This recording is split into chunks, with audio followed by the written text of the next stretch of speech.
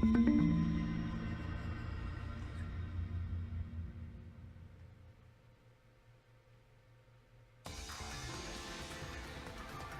the second time at the Ultimate Academy, a body discovery announcement sounded out. Those who weren't present at the magic show heard it and came running.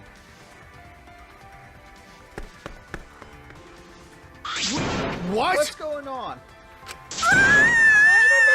I don't know what happened. Well, you know. We should break the tank, right? We gotta check what's What? inside. Break it? Yeah. Yeah, break it. It'll take too long to drain it by hand. Huh? But won't you even use to break... Hey! Hey, Ganta! Key boy, you're up. Huh? Huh? What do you mean we're up? You're so dumb. Ganta, throw Key boy as hard as you can. Use that robotic-like battering ram. Do not mock me! Who are you calling a battering Got ram? it. Ganta, throw Kibo. Got it. Got it! Then I'll help too. Please, wait! Now wait a second. You don't need to team up. Wait, what? Ah!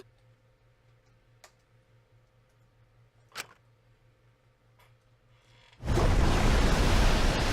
sound was intense. The wall piranhas and water dyed red with blood rushed out. We watched helplessly as the area flooded with water. After some deliberation, we decided to start cleaning up everything. However, I made sure to not disturb the scene more than necessary. With Kirumi's expertise, we were able to clean up enough to start investigating.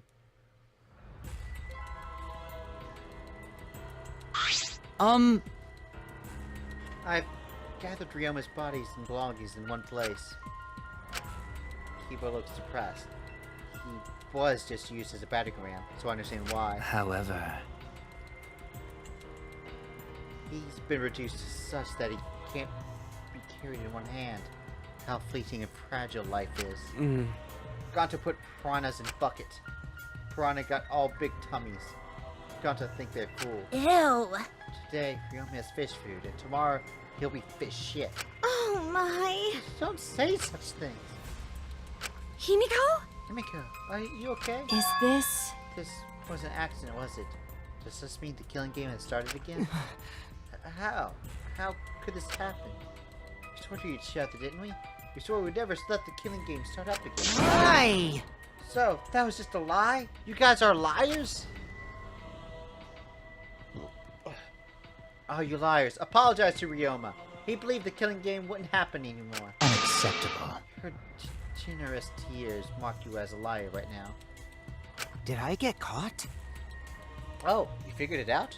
You got a pretty good eye there, Kyo. Hey! Hey guys, how's it feel now that you've got a second murder victim on your hands? Oh? Huh? Ryoma's transparent. Has my X-ray vision superpowers finally awakened? Rising Shiner sign!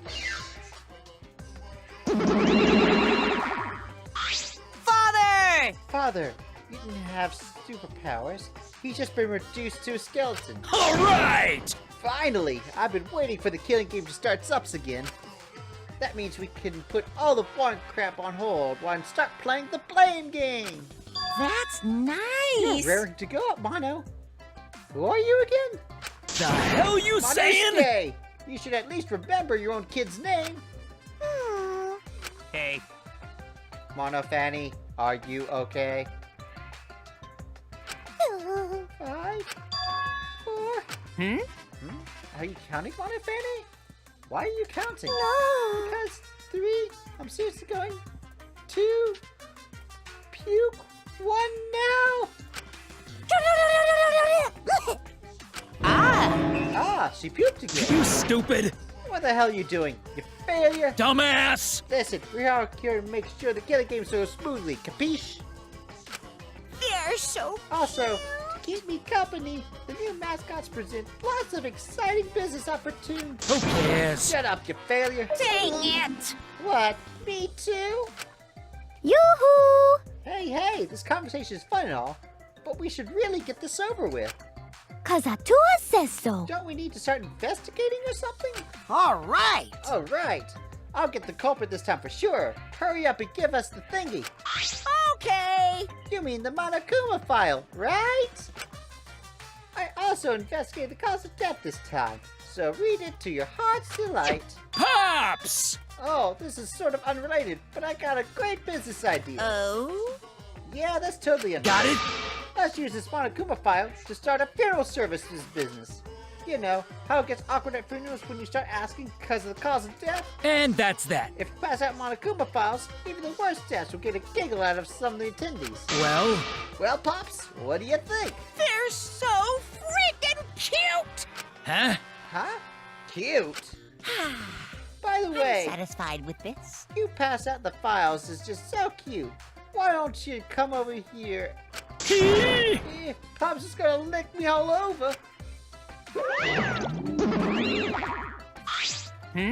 Huh? Father showering Monosuke with all his love. You think maybe Monosuke is right?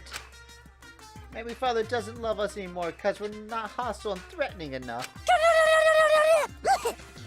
I think maybe I'll follow Monosuke.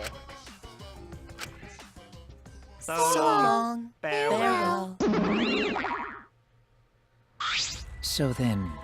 In any event, let's just begin the investigation. But... Investigation? So it's really gonna start again. Actually, I can't believe it. One of us killed Ryoma? Someone among us. How'd this happen? No more. Gonta no want to investigate friends. No more suspect friends. then, Then don't do it. I'm not going to investigate either. Huh? Huh? because Be fine if you're a shorter person. And I doubt a child caregiver can be much help. Maki! Wait, Maki. Try to stop her, but Maki didn't even turn around. He kept walking. what was that? The fuck is this bitch's problem? She's seriously not going to investigate? Incomprehensible. That seems rather irresponsible. Yes. She likely assumes someone else will take care of it. And I suppose she isn't wrong. But why would she do that now? She participated in Rentaro's investigation. Although, I suppose Maki has been acting strange lately. I've been told she spends all her day in her lab.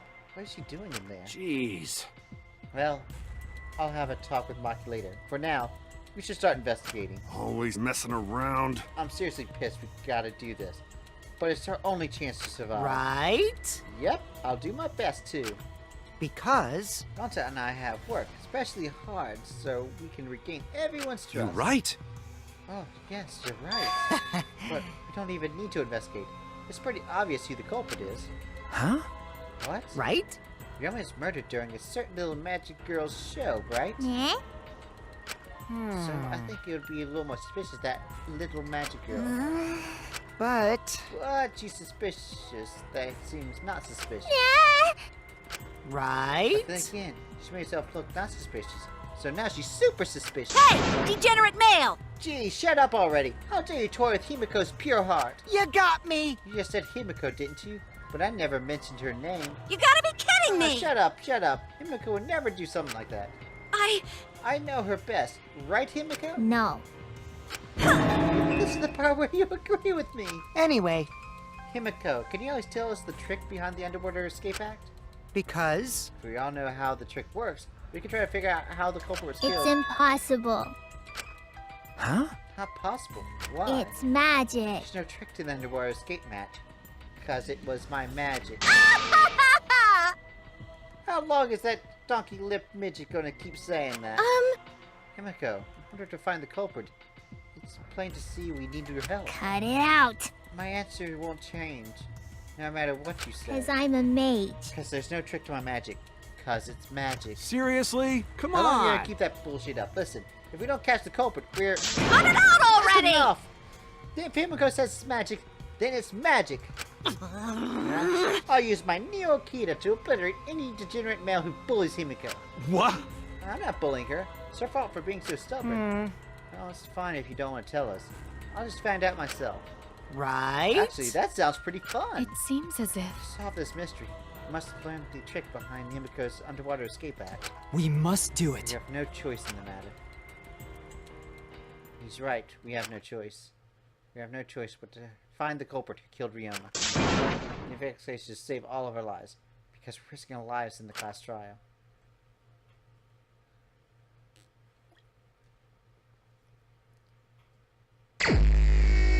Investigation start.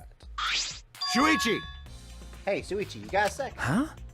What's wrong? I mean... Before we start the investigation, there's something I gotta tell you. Alright! You're my sidekick for now on. Huh? Your sidekick? You know... I'm more of a scientist kind of guy, so I'm not really cut out for investigations. But that's a good quality to have for an investigation. Listen up. Plus, the only stage fit for Kaito Momota's Luminary of the Stars is the universe itself. So I'll leave the details to you. Pave the path for my success. But But I don't know what to do as a sidekick. Don't worry about it. Don't worry about it. I'll make all the tough calls. You just gotta do what I say. He loves to make decisions on his own, doesn't he? I mean... So, Leave it to me! I'll take full responsibility. Since you're my sidekick, there's nothing to worry about. huh? Huh? Got it. Alright, let's get started. First, we gotta check the Monokuma file. Okay. Right, yes. Kaito making me a sidekick. Could this be? I'm scared. I try hard not to be, but I'm scared. You think stop the pain and sadness that comes if I reveal the truth.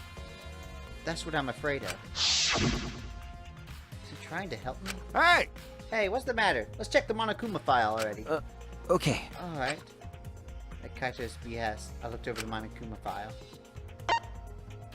The ultimate victim, Ryoma Hirumi, the ultimate tennis pro. Body was discovered at the gym. The cause of death was drowning. His body was consumed by piranhas until only bones remained. No other injuries can be confirmed at the time. Come on, What? man. There's less written here than before. I've got a bad feeling about this. Time of death isn't written. Remember. The previous Monokuma file indicated Rentora's time of death, correct? The victim is Rentora Amari. It doesn't say what his ultimate talent is. The victim was discovered in the library. The estimated time of death is 9:10 p.m. The victim was subjected to blunt force trauma to the back of the skull, resulting in cranial fractures and immediate death. No other injuries were detected. But But the Monokuma file this time doesn't indicate a time of death. what? Did Monokuma mess up? No. No, this was intentional. Monokuma told us he would give us any information that would lead to reveal the culprit. But Think about it that way. It implies the information would be damning evidence for the criminal. Ah. So that means the key to the case is the time of death. Well done. Ha, there you go. I knew I picked a good sidekick. There's one more thing that in the Monokuma file that catches my eye. Ryuma's cause of death. It says drowning, but if that's the case, it might be under the unravel the case from there. So I need to check out the pool then. Alright. Alright, now we're done with the Monokuma file. Let's get started with the investigation. My first command to my new sidekick is investigate everything and find clues that will lead to the culprit. It's pretty commanding, as I expected. I am good.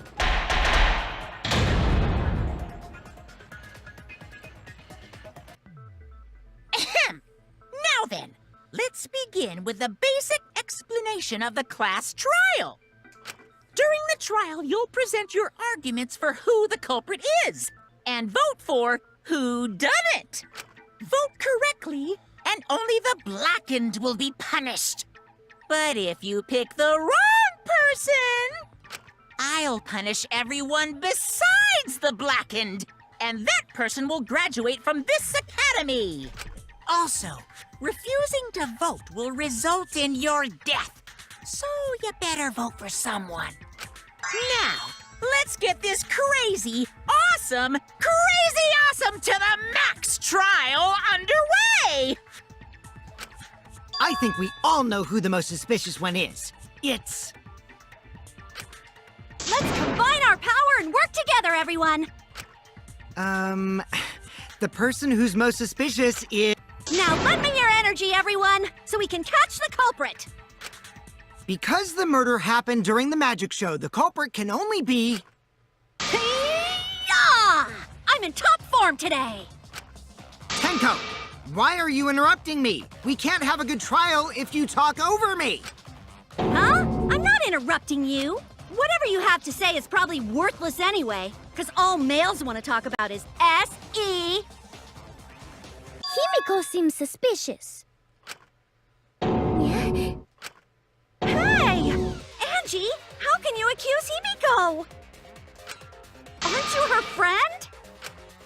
I'm just telling you what Atua is telling me. He is using his divine knowledge to show us the way to survive. You should thank him, lest he pour his holy wrath upon you all. Screw Atua! That guy's got nothing on me. I'll protect Himiko! But it does point to Himiko being the most suspicious. Ryoma died during Himiko's magic show. His body appearing in the water tank leads one to think the escape trick played a part. It's only natural we suspect Himiko. She was the one performing the trick. No, that's wrong. The underwater escape wasn't a trick. It was magic. It's not the part you need to deny. You gotta tell us you're not the culprit. Magic, huh? That's so cool. What a mysterious miracle. Now, did you kill Ryoma, Himiko? Atua will hear your confession. Stop it! There's no way any of that is true! It's true, though. Himiko used the underwater escape trick to kill Ryoma. But I still don't have a clue how Himiko did the trick.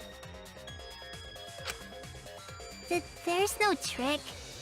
That really was magic.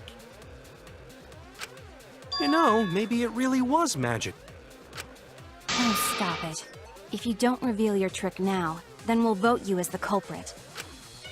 Stop picking on Himiko! A cute tiny flower like her couldn't kill anyone. I get that you want to defend her, but that might be a bit much. Suspected. The others suspect Himiko. But I have my doubts. Can't let this case get derailed by misunderstandings. I'm the ultimate detective, so it's up to me.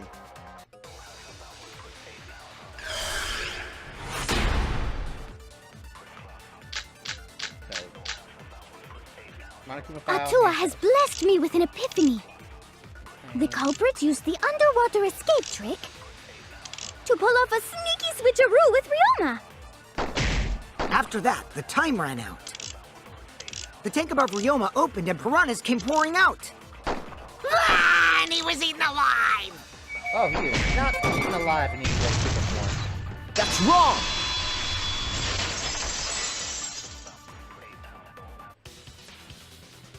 No, Ryoma's death was not caused by the piranhas. The Monokuma file indicates the cause of death is drowning. So it wasn't the piranhas then. He was drowned. Oh, I see. I haven't checked the Monokuma file yet, so that's news to me. You lying little brat! Telling lies is what turns you into a degenerate male! So what? Ryoma drowned, Himiko changed places with him, and then the piranhas ate him, right? No, Himiko only had 60 seconds to escape from the tank. Even if they'd changed places at the start of the show, that's insufficient time to drown someone.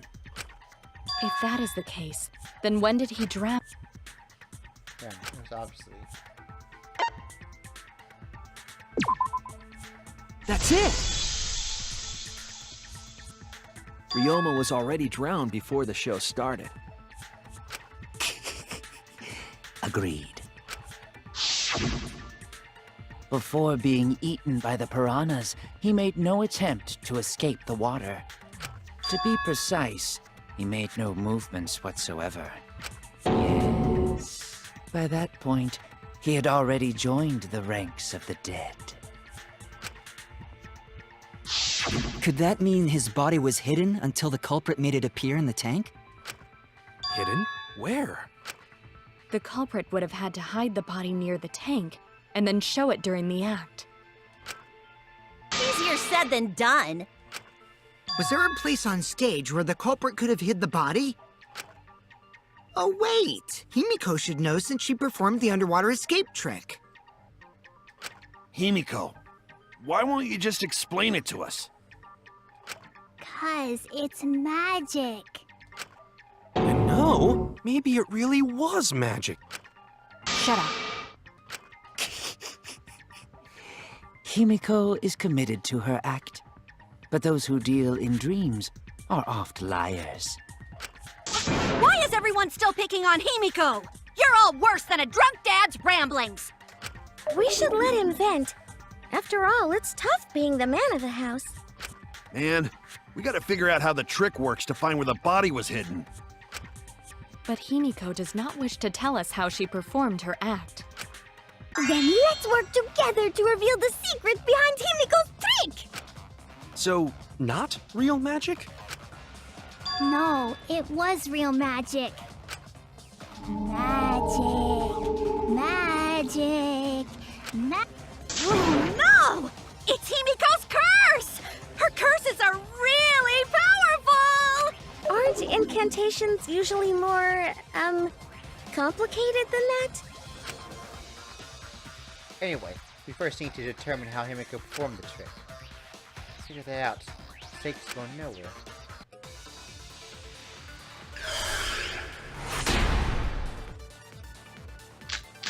Handcuffs, grasping cramp bars, concept cat. How did Himiko escape the water tank? That seems close. Maybe she just climbed out and no one noticed. Nah, she definitely would have been caught. Perhaps the mechanism was set up on the stage. The curtain covering the tank was certainly suspicious. What about that square pane of glass we found in the tank? Maybe the tank had a secret hatch. I agree! Yep.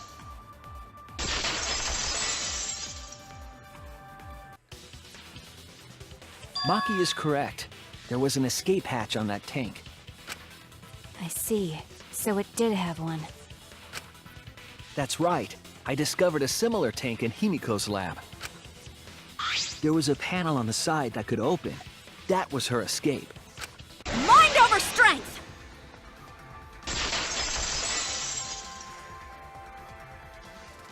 No! Your logic is all wrong, Shuichi. What do you mean? And you don't even know why you're wrong either. Typical degenerate male. Ah! I'll smash in your face with my fists of hot burning steel!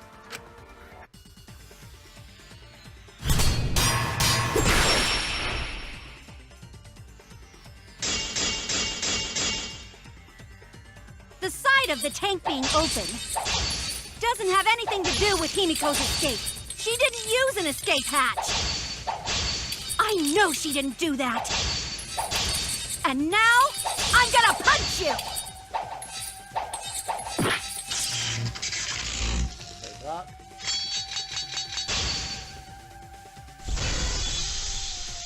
Wait a second. Before you punch me, what makes you so sure she didn't? Because if she escaped from a hatch in the tank, the water would have gushed out with her. There would have been water everywhere. That wouldn't be magical at all. The whole trick would be ruined. With that out of the way, I'm gonna punch you!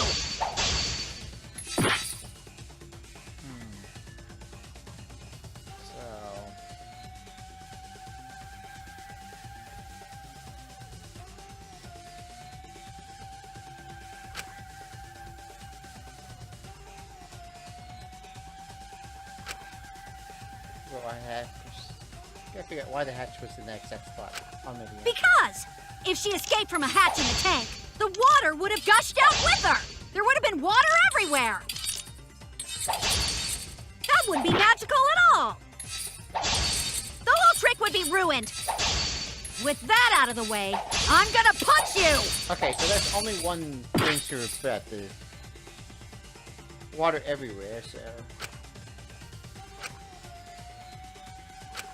Because if she escaped from a hatch in the tank, the water would have gushed out with her. There would have been water everywhere. I'll cut through your words. Guys. There was a reason the room wasn't flooded with water. The staircase that was attached to the water tank. Try to remember how the staircase was positioned.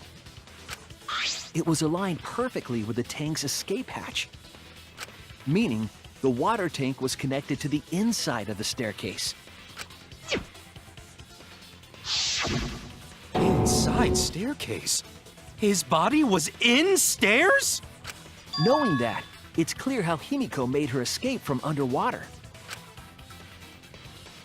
There was a curtain covering the tank during the performance, allowing Himiko to enter the staircase from the hatch undetected. Any water that spilled out would have simply funneled into the staircase. So how do you get out from the staircase? The staircase also has an escape hatch, one facing away from us. It's placed so that the water would not drain from the staircase. In which case, a person could exit and leave water inside the staircase. However, that person would be soaked, meaning that some trace should be left. That would explain why there was a puddle around the stairs. So when Himiko came out from the stairs, her wet clothes dripped water all over. Ha, bitch! Caught you soaking wet and red-handed! Judging from Himiko's reaction, you hit it right on the bullseye. But Himiko's clothes should have been wet when she left the water tank. Behold, the magnificent underwater escape. Her clothes were definitely not wet. Of course. That's because my underwater escape wasn't a trick. It was magic. No, magic had nothing to do with why your clothes weren't wet. That's it! It's because she changed her uniform. The dormitory is stocked with uniforms. Did you hide one behind the stage in advance? I remember seeing Himiko go to the gym this morning, carrying a uniform and a towel. Ah! Why would you say that? I see. She had a towel, too. She may not have had time to fully dry her hair. But her short hair and hat ensured we were none the wiser. Himiko can't get wet, because her body repels water. Huh? Like a duck? Himiko, come on. Give it up already. Fine. You win. It's just like you said. The water tank and staircase both have mechanisms. So I was correct. But that doesn't mean I used them. I didn't need them, because I used my magic. Again with the magic crap. Were you dropped on your head as a kid? Now that we understand how the trick was performed, let us move on. Yes, let us proceed. Where did the culprit hide Ryoma's body? From our discussion earlier, his body could have been in the space inside the staircase. But that's where Himiko would escape from, right? So Himiko went in the stairs with the body? What kind of kinky shit is she into? That seems unlikely. There isn't enough space for 2 people to fit in there. Yeah, the stairs are pretty cramped. It'd be hard to fit even Ryoma and Himiko in there. Who says they went in together? She could have made the switch as she was leaving the tank. At the same time, she could have pulled out the body from inside the stairs. That way, she'd have room to put herself in there. See how easy that is? I think that explains how Himiko changed places with Ryoma's body. Wait a minute! Why did you automatically assume it was Himiko? Who else but Himiko could have done it?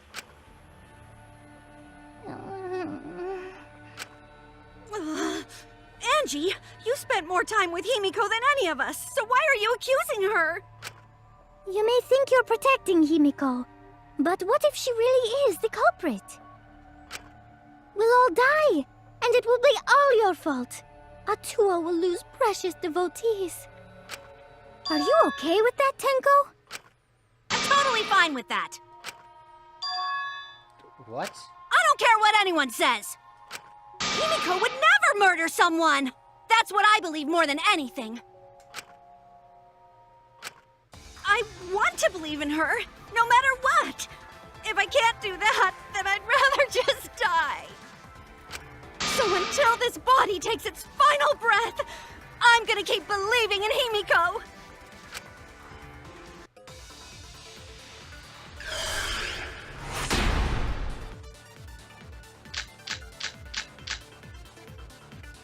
The only one who could have switched out Ryoma's body is Himiko herself. When Himiko was escaping the tank, So, she dragged out the body hidden in the stairs got the body. and simply switched places with it. Are you telling me you saw that happen? No one could have seen that. It would have occurred in the middle of the show, when the tank was covered with a curtain. So basically, no one saw anything. No, not Kokichi's account. Gonza's account. I didn't do it, I swear. Ryoma's corpse wasn't in the staircase. Quit lying, you donkey-lipped con artist! She's not lying! She's not a con artist, and she doesn't have donkey lips! Is it possible that Himiko and Ryoma switched places with water? But I feel like I'm forgetting an important part. The only one who could have switched out Ryoma's body. When Himiko was escaping the tank, she dragged out the body Hidden in the stairs and switched places with it. Are you telling me that happened? No one could have Seen that. It would have occurred in the middle of the show, when the tank was covered with a curtain. So basically, no one Saw anything. That's wrong! There we go.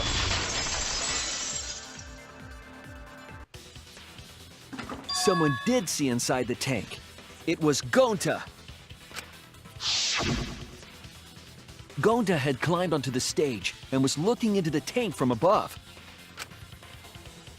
Yep. Isn't that right, Gonta? Yeah, Gonta saw down into tank, but saw no one in there. No one was in there? Yeah, no one. Guess that clue no good, huh? No, that's actually a great clue. Because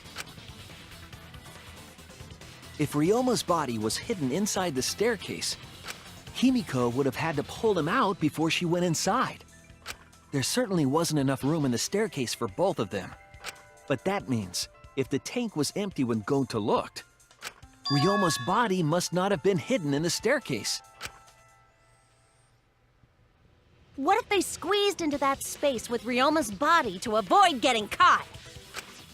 She had no need to worry about us witnessing her at that point, for the entire stage was hidden behind a curtain. To all but Gonta, anyway. Then the culprit never would have considered hiding inside the staircase with the body. Entering the staircase after moving the body is much faster, and seems more rational too. Then, Ryoma's body wasn't hidden in the stairs? Someone better say where the fucking body was hidden, or I'm gonna start cutting throats! There's the Biana's hidden. I need to pin it down. It's clear that it was not inside the staircase, but where?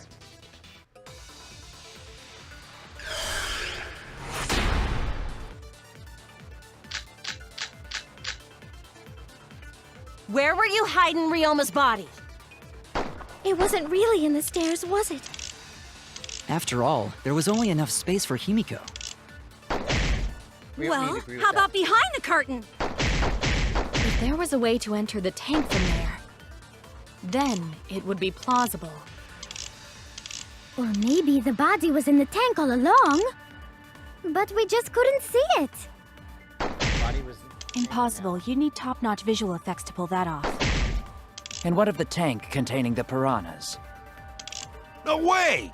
If you put a body in there, The piranhas would have eaten it way before we saw it. But if the body and piranhas were separated, then it wouldn't have been devoured, correct? That's theorized that before. Why was he not eaten by the piranhas, even though we was in the same state? Where were you hiding Ryoma's body? It wasn't really in the stairs, was No. it? After all, there was only enough space for Himiko. Wait, maybe Well, it was the pain. how about behind the curtain? If there was a way to enter the tank from there, then it would be plausible. Yeah, pain seems like... Or maybe the body was in the tank all along. You need top to pull that off. And what if the tank contained the piranhas? No way! If you put a body in there, the piranhas would have eaten it way before we saw it. But if the body and piranhas were separated... I agree. Nice!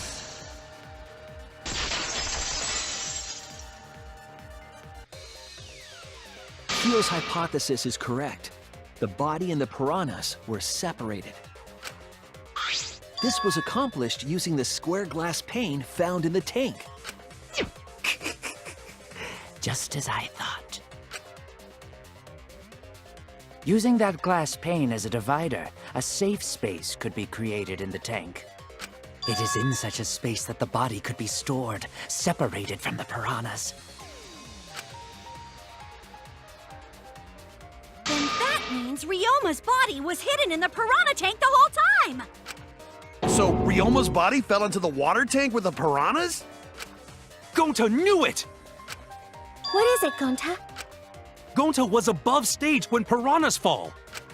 That's why Gonta sees something no one else could. When piranhas fell, Gonta sees some big thing fall into water tank with them. Right when the buzzer timer hits 0, the buzzer went off. And then...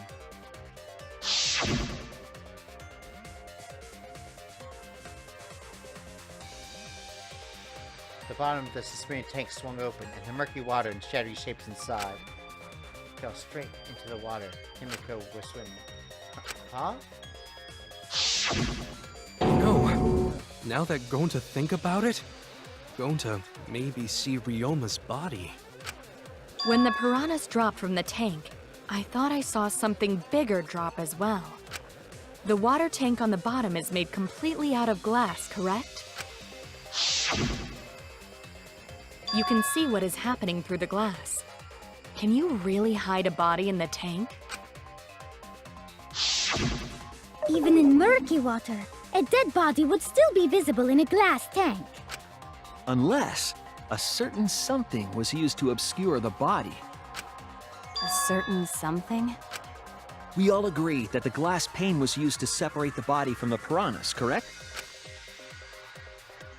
Well, that method has the added benefit of hiding the body from view. Yeah? How could you hide a body like that? The piranhas? Duh.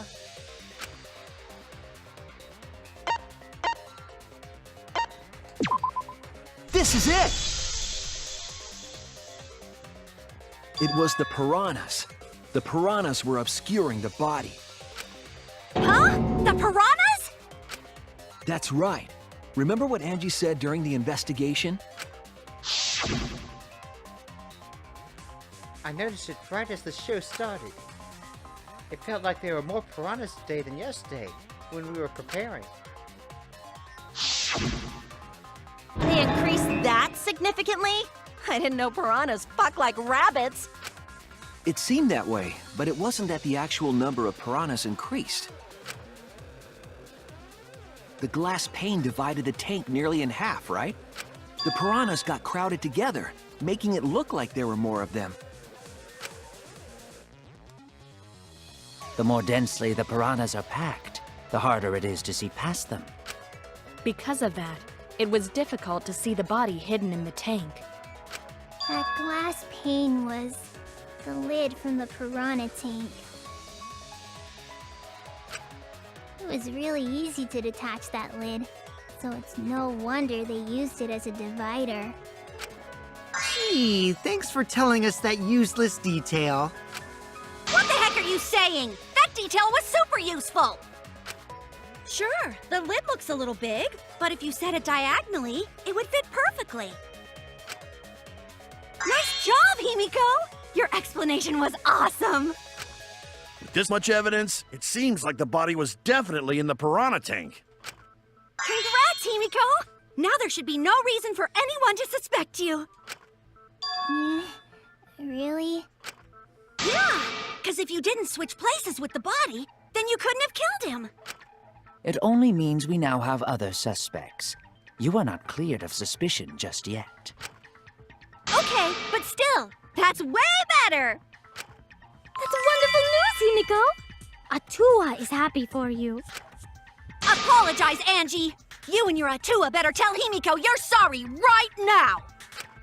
Atua is sleeping. He went to bed angry because you all doubted him. What a petty-ass god! No, it's okay. We shouldn't be mad at Angie. We should be mad at this class trial, at this killing game. Oh, Himiko! Bless your sweet, kind heart! That's what Atua said anyway.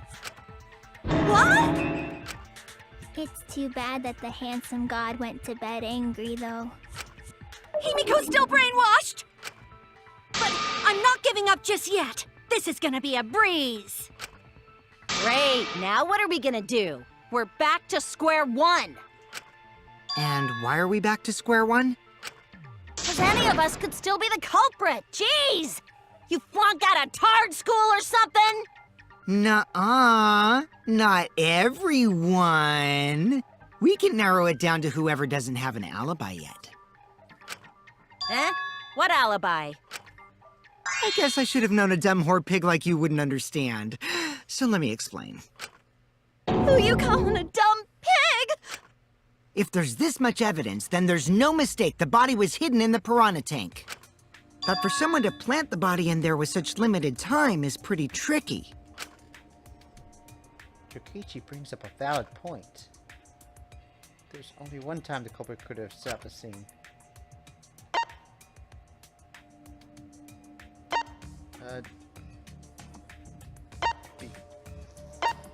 Ask me before. That's it! It was done yesterday, before nighttime. Ding, ding, ding! The ultimate detective gets it right again! Oh, wait. How do you know it was before nighttime yesterday? Stop asking me dumbass questions. It could have been solved with the process of elimination. Jeez. Fine. I'll explain it to the itty-bitty pea-brained bitchlet. The bitchlet? First, the gym was closed during nighttime, so no one could have entered. Because if you try to enter the gym at night, it'll go off. You talking about my butthole? No, she means the alarm! After nighttime passed, morning came. But hiding the body before the show was... Impossible! Himiko and I were waiting in front of the gym before the morning announcement. Which leaves only one possibility. It was done before nighttime yesterday. Anyone who doesn't get this is just as stupid as the whore bitchlet over there. So the culprit placed Ryoma's corpse in the piranha tank before nighttime yesterday?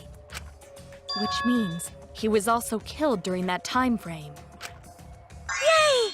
Now we know what time the crime happened, right? I still don't really get it, though. Can we narrow down the time of death a bit more? I'm sure we could narrow it down more if we consider the source of the information.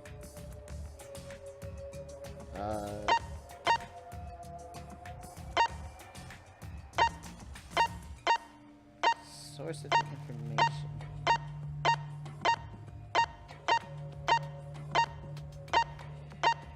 Oh, wait.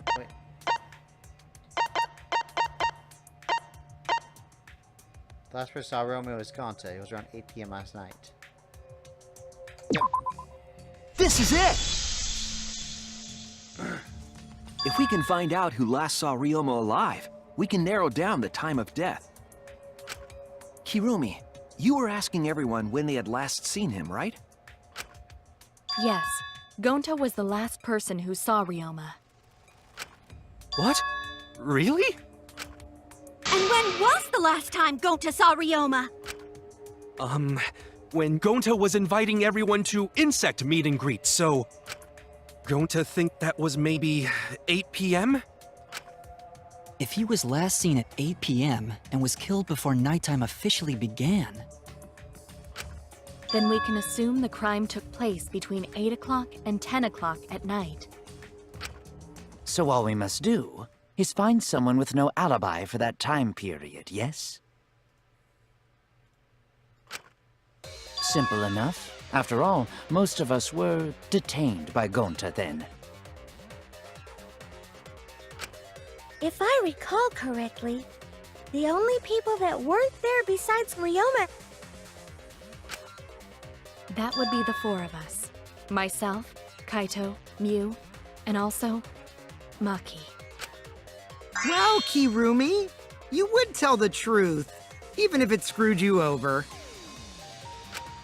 I do this for everyone. It is my duty to unveil the truth, so I do not care if people suspect me. Ah, beautiful! Your spirit of self-sacrifice is just too beautiful! Yeah, that's good. I will also say this. The crime took place between 8 and 10 o'clock at night, and I was at the gym during that time. But I was only there for about 5 minutes. Why would you even say that, though? You're tying a noose around your neck, you know. I don't care if it was 5 seconds. It's way too suspicious that you were alone in the gym. I think the cleaning lady here is the culprit. You killed Ryoma, didn't you? It's too soon to tell. We should hear what everyone has to say, right? Fuck that noise! But Mew, you don't have an alibi for when the crime occurred either, do you? You think I'm suspicious? I don't even know where the gym is. Doesn't telling such obvious lies make you more suspicious, Mew? The other two without alibis are Kaito and Maki. Let us hear your testimonies. I was in my research lab the whole time. I didn't go to the gym. But that cannot be proven, can it? What about Kaito? Only murderers grow out creepy facial hair like mustaches and goatees. What? My goatee's not creepy. It gives me a glamorous celebrity vibe. Anyway, among those four, the culprit must be the one who doesn't have an alibi. I apologize, but given the circumstances, we have no choice but to suspect you. Suspect who? Who's the culprit? Wait up! Why are you guys suspicious of me? I've been helping the whole time! Oh, wait. I remember now. I do have an alibi. You will see whether or not I am suspicious as the trial progresses. I'm not the I'm the culprit! culprit! Oh no, mass panic. Alright. Attack right by let's give it.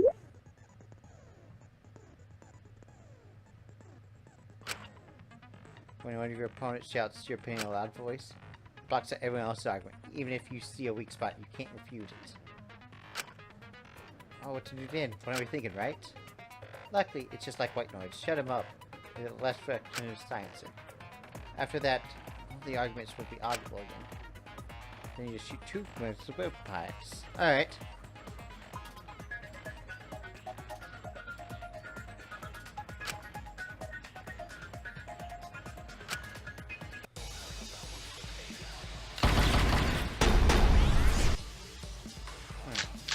Conscious account, full rules, Maki alone. I have an I was alibi. running away from Gonta! Alright, I know what conscious account is. What is your I alibi? tried hiding in the 5 classroom. minutes. What's Koichi's account? Koichi he was caught by Kirumi at the entrance. After he went to the dorm, she returned to saw a figure of a girl in lingerie wandering around the courtyard a few times. So, he left the lab at 9. He was caught by Kirumi. He stayed with her until 10. He returned to the office lab and slept. When I was running from I even Gunter, tried hiding in the girls' bathroom. things got a little heated if you catch my Until they drift. left with Filthy male Gunter. pervert! What's Monkey's That was alibi? 5 Then minutes right before 9 nighttime, I got tired and fell I asleep. didn't run Did into you anyone. really leave the gym at 9 p.m.? I was in Are my you research sure lab you the did whole not time. stay at the No, gym? in my own room. Jeez. Wait.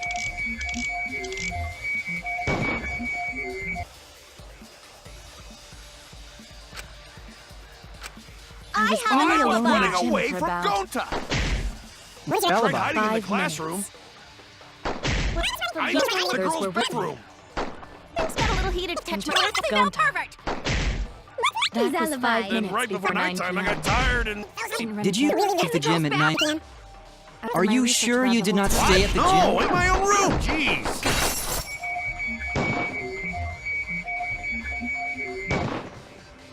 The heck? I was have only an alone in alibi. the Where's your alibi? When I I'm trying to hide in the girls' bathroom. things got a heated if you catch Until my they drift. left Filthy male Gunter. pervert! Then right before nighttime, And I got tired and... did you really Leave the go gym. at 9 p.m.? Are you sure you did not Stay at the No, gym? in my own room. Jeez. I heard it!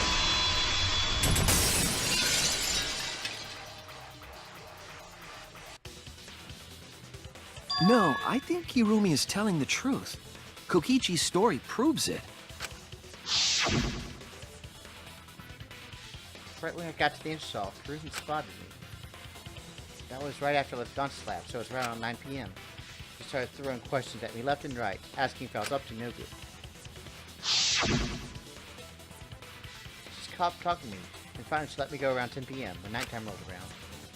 A whole hour? Well, only the first half hour was a lecture, then we played tag for the other half. Kokichi met Kirumi at 9 p.m., and they were together until nighttime. Gonta went to the gym to catch Himiko and Angie 5 minutes before 9 o'clock. After I left Gonta's lab, I ran into Kirumi. I'm pretty sure Kirumi stayed at the gym 5 minutes till 9 o'clock. This information could have been told to us beforehand. Sorry, forgot.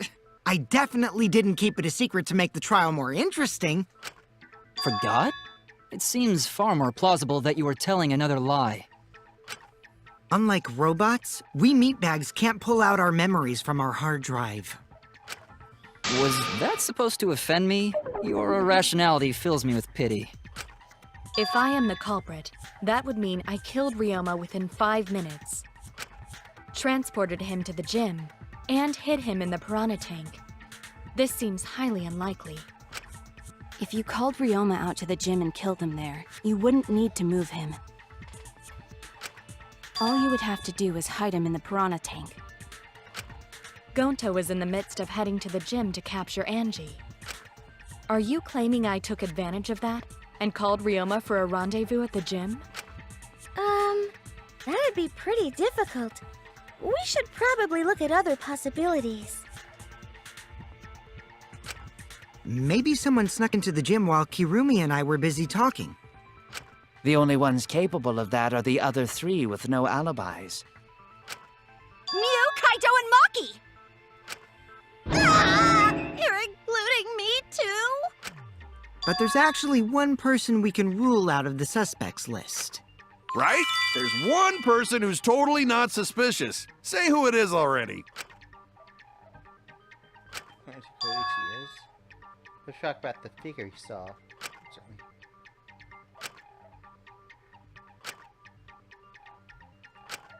The figure that he saw. That's it! Kokichi, you're talking about Mew, right? What? Mew? Yeah, you can take her off the list. She actually has an alibi. Booyah! Suck it, nerds! Wait a sec. Since when does she have an alibi? If you compare everyone's statements, there's no other possibility. Oh yeah, I did see something odd while Kirumi was lecturing me. Something odd? I saw a half-naked girl wander around the courtyard in her underwear. It was too dark for me to make out who it was, but I saw her walk around for a bit. A girl walking around half naked? Who else could it be but the horny exhibitionist Mew? We can't just jump to conclusions like that. He just saw a shadow, right? That could have been anyone walking around in women's underwear, even me. That'd be a whole different issue. No, it's Mew, without a doubt. Mew and Gonta's statements prove it. Oh, Gonta see Mew, but Gonta's face get red hot, so Gonta could not bring her. Your face got red hot? You mean you were hot on her trail, right? No. She used her, what she call it, secret woman weapon, and then... Oh, I will. I had used my secret woman weapon. Let's just leave it at that. I see. It sounds like Gonta got an eyeful, What? Why the heck were you in your underwear, Mew? Oh, well, 'cause, you know, I'm pretty stacked, so I figured I'd take my clothes off so Gonta would be too flustered to touch me. That's my story, and I'm sticking to it, you cockroaches! Anyway, I think the blood rushed to both of Gonta's heads because he got super embarrassed. Mew was in her underwear, and Gonta got weird feeling. So Gonta ran away. Well, when you got the body of a goddess, it's only natural to want to flaunt it. I show my panties to the boys all the time. And I mean all the time. So you're welcome, Gonta. Think of me during your next tug session. Most of that was unintelligible nonsense, but it would seem that Mew has an actual alibi. Yep, it took a while, but at least we got everyone's alibis cleared up. We should remember all of this in case we need to recall these events again. Alibis for yesterday has been recorded. That leaves Kaito and Maki as the only ones with no alibis. Then one of them must be the culprit. But which one, I wonder? Eeny, meeny, miny, mo. Catch the culprit by its... Hold up! Don't decide just yet! Two prime specimens. Kaito and Maki. But something inside me doesn't want to accuse Kaito. I want to believe Kaito until he's proven guilty. I will trust him. Maybe we should determine the sequence of events. The culprit No, we should do something more fun. And I have the perfect idea. What? We narrowed it down to 2 people, and one of those 2 is the culprit, right? Since we don't have to randomly accuse each other, finding the truth just got much easier. So let's find the truth with a more effective method. And what is this effective method? If one of them is the culprit, then the innocent one should know who the guilty one is. Yeah? Because if you know you're not the culprit, then you can just accuse the other person. Yes, that is true. Which means there is one person among us who definitely knows who the culprit is. To that someone who knows, do your best to convince us. Work harder. Work harder? Have the 2 argue for their innocence. That's how we'll decide our culprit. Even if we did that, wouldn't they just pass the blame back and forth? And... Huh? You guys talk about cooperation and teamwork, but you're all afraid. You're too scared to point your fingers at others, so you hide behind the word trust. How do you expect to find the culprit when you're all worried about each other's feelings? If you're planning to expose a liar, then you have to corner them psychologically. Only then will they reveal their true self as a liar! hiding beneath a layer of deceit! If we want to find the liar, I suggest that the two suspects argue against each other. No more pointless deductions.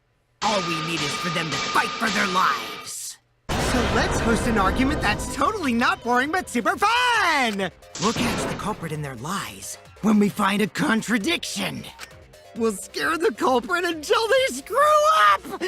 That's how a true class trial works. Right, Monokuma? A development like that would liven things up a bit. Yep, I totes agree. You're agreeing with Monokuma? Just whose side are you on? I'm on your side. I don't want to die either, you know. That's why we need to take this seriously. A hot debate to some... And how do you expect us to start this? If you guys need some help getting started, I can give out the first topic. Our first topic is this! Ta-da! The Cubs pad? Not just any Cubs pad, but the one given to our latest victim, Ryoma. When we started investigating, I went straight to his room to borrow it.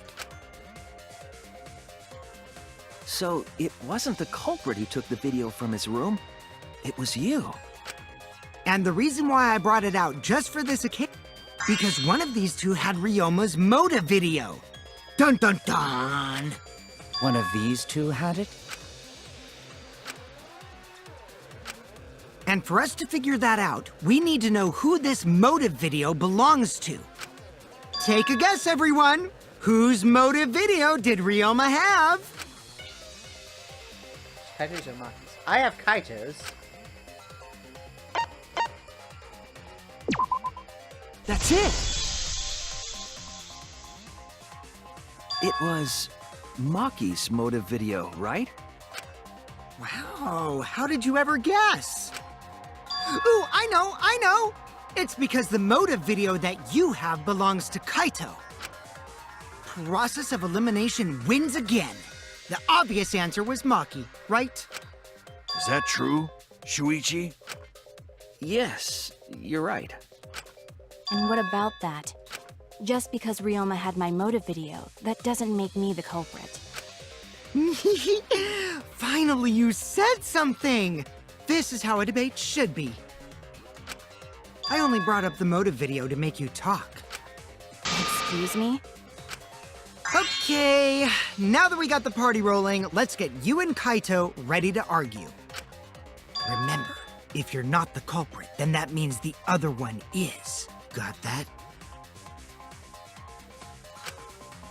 Let's start this extreme death debate. Tear up the other's lies, rip each other apart. Wait just a minute. What are you trying to... Quit screwing around! We don't need to debate who's a culprit! I'm not the culprit! That's for sure. Which means... Kaito, wait! Maybe Kokichi is wrong. Maybe he...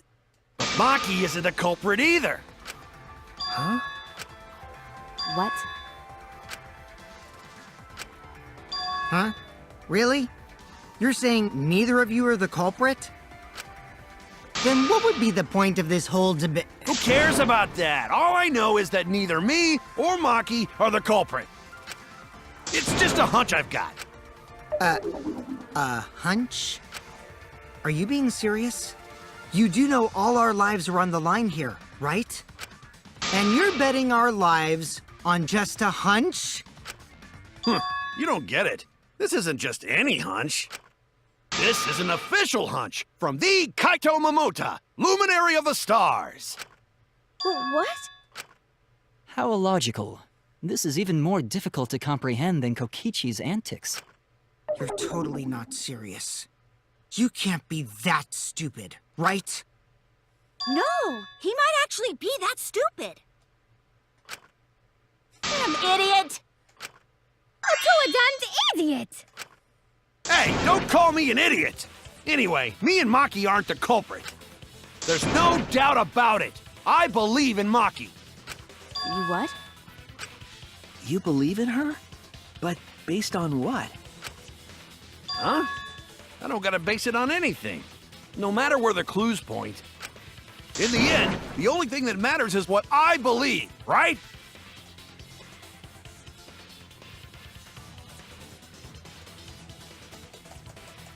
What? Why did my thing lose focus? Alright. Whether I believe or not. Whether I want to believe or not. That's the only thing that matters.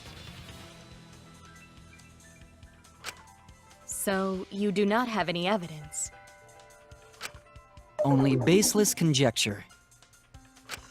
But I totally get where he's coming from. Because I want to believe in Himiko, too. You want to believe, huh? Yeah, I think I understand that. Wanting to believe in someone is a beautiful act, yes. However, it is a sentiment that has no place in a class trial. He's an idiot after all. It's okay to be idiot, as long as you believe in people.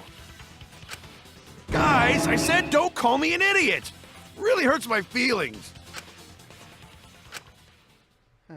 It's true. That's not what a class trial is about. You're supposed to think logically. You can't let your feelings into it. It's absurdity. Total absurdity. But then again, the absurdity saved me before, right? Why? Why do you trust me, Kaito? There's a chance that I'm the cult. I believe in you because I want to. Do I need a reason other than that? What? Isn't that why you believed in Kaede? I mean, sure, I might get betrayed in the end, but... if I worry about that, I won't be able to believe in people I want to believe in. If I can trust my logic, maybe I should trust Kaito's feelings too. Yeah, it'll work out in the end, so... I'll believe in Maki as well. What? That's our Kaido, right? Making us think with our hearts. You too? How could the ultimate detective believe in someone without proof? But there's no proof linking Maki or Kaito to this crime either. I believe in innocent until proven guilty. For now, they are innocent. Right on, Shuichi! I knew I picked a good sidekick! And by the way, I might be the ultimate detective, but I'm in training. I told you that, didn't I? I'm just an apprentice, not a real detective. How do you plan to get closer to the truth without suspecting either of them? Unless you have evidence to the contrary, these two will remain suspects. So I just have to turn it around, right? Huh? Huh? It's not like I owe that idiot a favor or anything just because he defended me. But that hopeless idiot may have encouraged me a bit. Seriously, enough's enough! Stop calling me an idiot! What are you trying to say, Maki? I didn't want to say anything, but I can't stay silent forever. So I'll tell you. Oh? Tell us what?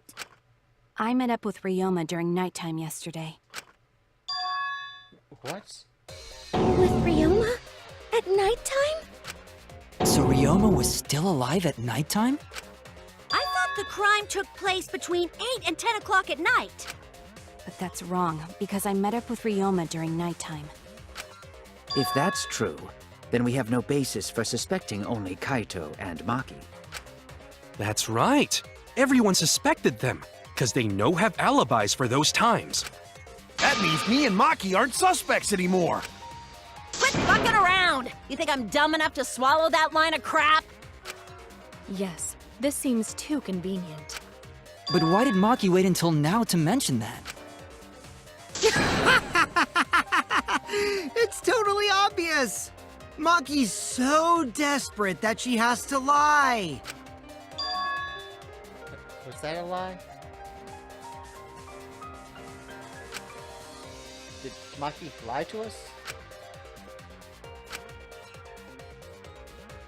It's true, we don't have all the facts. But why would Maki say that now, of all times? If I trust her innocence, I should believe in her statement. But should I?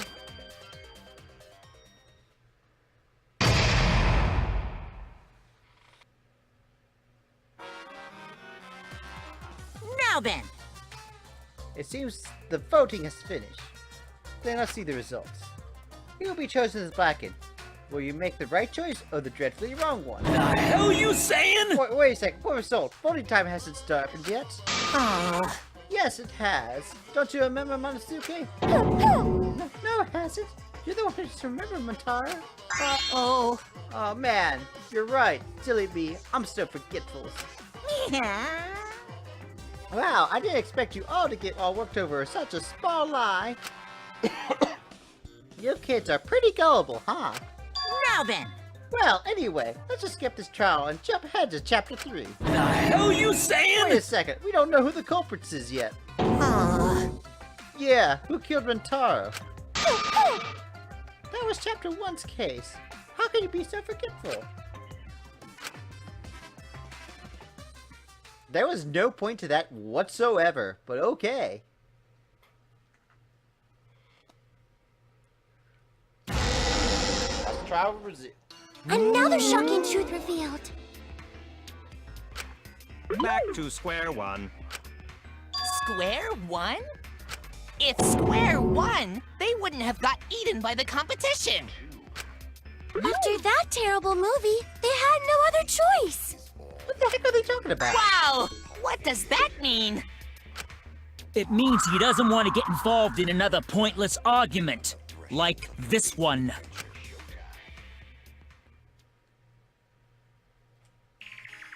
We shouldn't listen to anything Maki says. She's just gonna throw out more lies. But if we don't ask her for more details, how will we know for sure? I told you already, we don't need to. I hate liars. Liar, liar, pants on fire. You're one to talk. Maki, just ignore that lying little degenerate. We'll listen to what you have to say. It must have been a little after midnight last night. He visited me at my research lab. He wanted me to show him the motive video that I received. Motive video? If Ryoma came to ask about that, does that mean you had his motive video? As I recall, Ryoma had Maki's motive video, correct? Does this mean you and Ryoma received one another's motive video? Maybe. I actually didn't check the one I got, so I wouldn't know. Maki admitted earlier that she hadn't checked her Cubs pad. Then why did Ryoma think that Maki had his motive video? If he went around asking at random, he might have asked some people besides Maki. He never asked me. He probably never asked you guys either, right? Then, who was it that told Ryoma about his Cubs pad? Who told Ryoma about that Maki had his motive video? There had been someone who knew of his pad. No. That's an obvious choice. It's you! That would be Kokichi. Cubs pads. Gotta catch them all. Maybe you got the pads belong with people who aren't here. Now everyone can watch their motive videos. So, you saw the motive videos. Did you tell Ryoma that Maki had his? When males get this quiet, they're either caught in a lie or thinking dirty thoughts. What happened then, Maki? After Ryoma asked you for his motive video? I told Ryoma just to take it from my room. I keep my room unlocked. Wow, Maki, that's super careless. Aren't you scared someone might kill you in your sleep? And then what happened? I don't know what happened after that. I'm not even sure if he saw his motive video. When he asked me, he said that he would show me my motive video in return.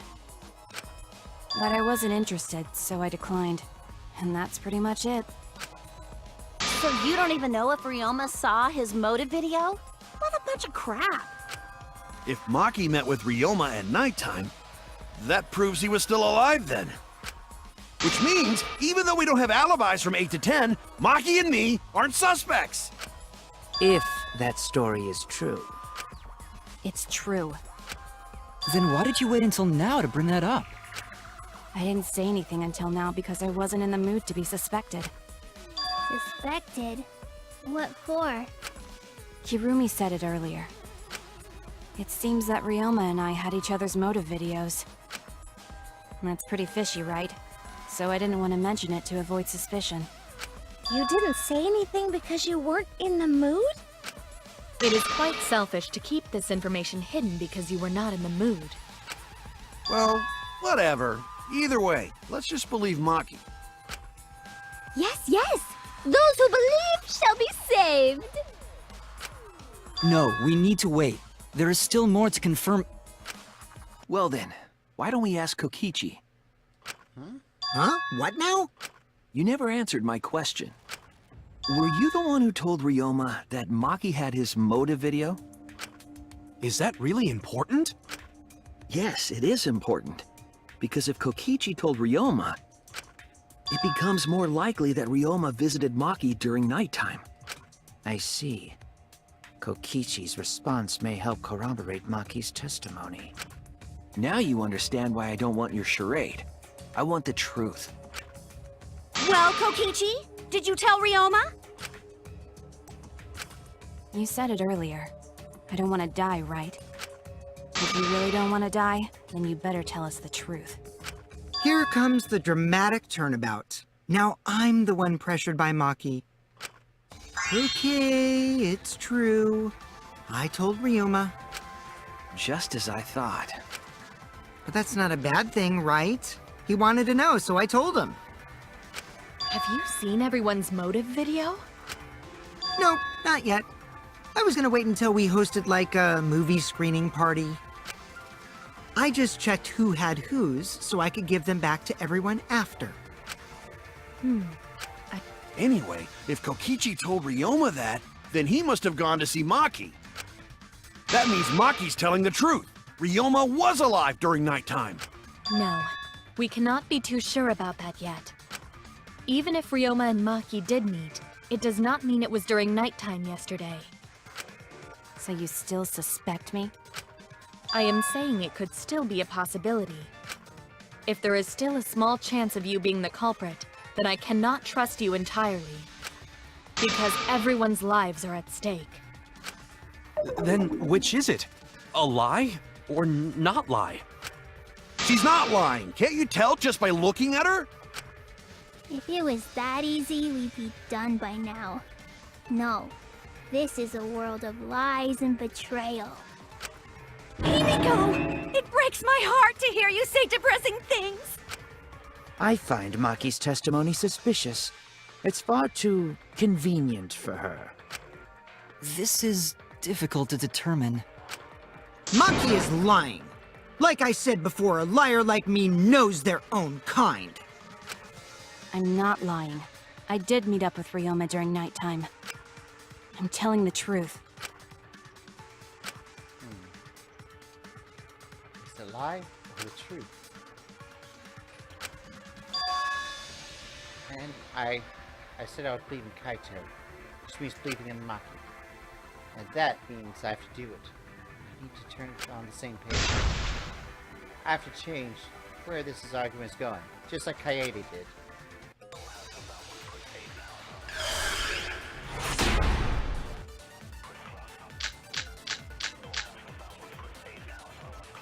I met with Ryoma the previous night. What a load of crap! Maki only see Ryoma at night? Yes, I didn't meet with anyone else. Did anyone see those two together? Surely they would have come forward already. If no one can prove that this meeting took place,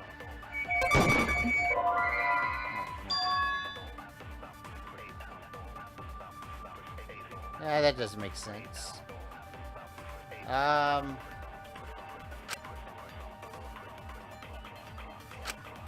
no! Yeah, that's right. I have to prove that that happened, so... I met with Ryoma the previous night.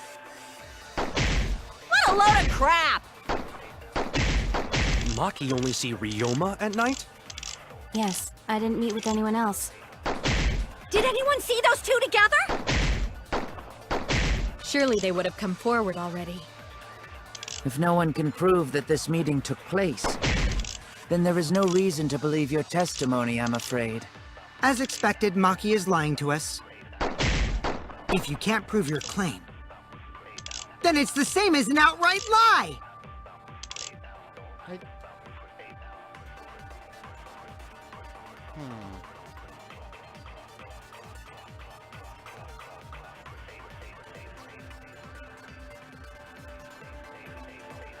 This is odd.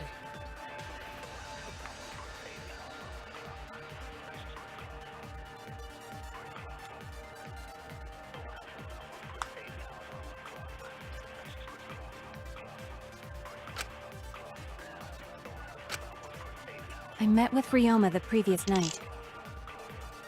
What a load of crap! Oh, that is not what I meant. Maki only see Ryoma at night? Yes, I didn't meet with anyone else. Did anyone see those two together? Unless... Surely they would have come forward already. Wait. If no one can prove that this meeting took place,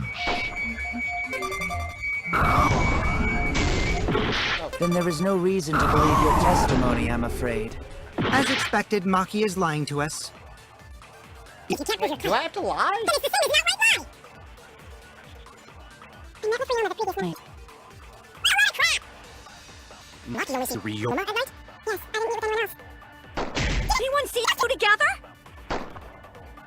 Surely they would have come forward already. If no one can prove that this meeting...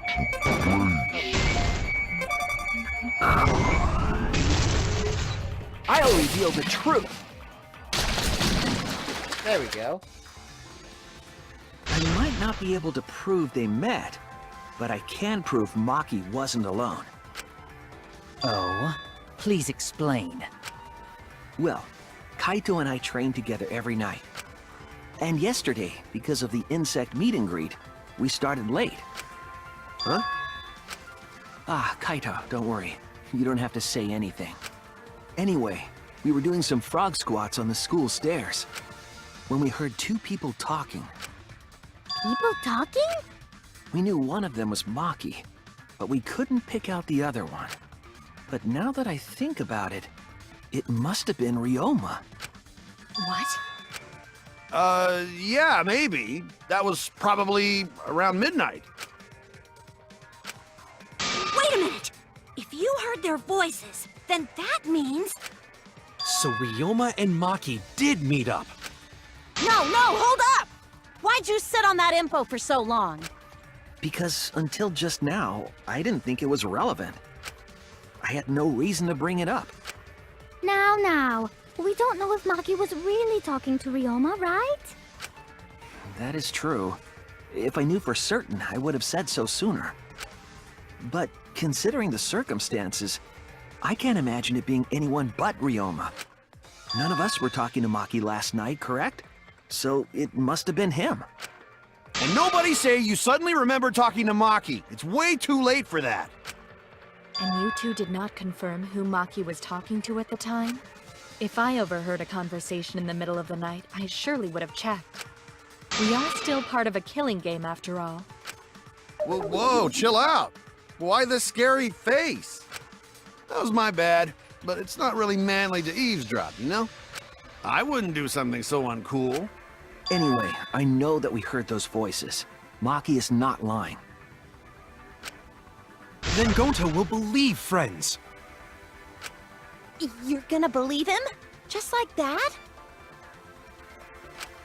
But Shuichi has no reason to lie. Yes. If his lie leads us to the wrong culprit, he will join us in eternal sleep. Unless he wishes for death, we should be able to believe him. That's right. You can believe me. Yeah, you're right. I'll believe him too. Belief shall set you free. I'd be so surprised if Shuichi was a liar, especially after we believed him for so long. We wouldn't be able to trust anyone anymore. Well, it's not like he's lying anyway.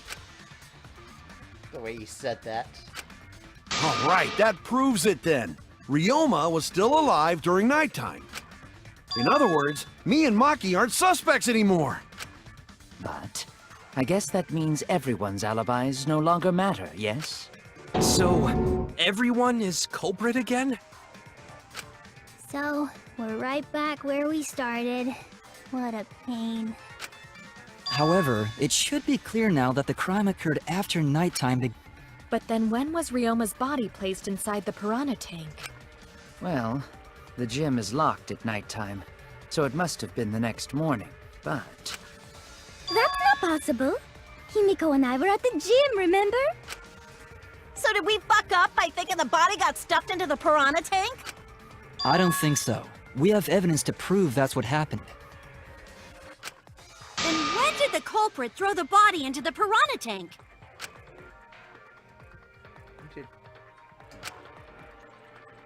Maki was with Ryoma all around midnight, so it couldn't have been before night 9. Could have been the morning after. That means... The only time they could have done it was during nighttime, huh? Did you forget the gym's not open at nighttime, dick cheese? Dick cheese?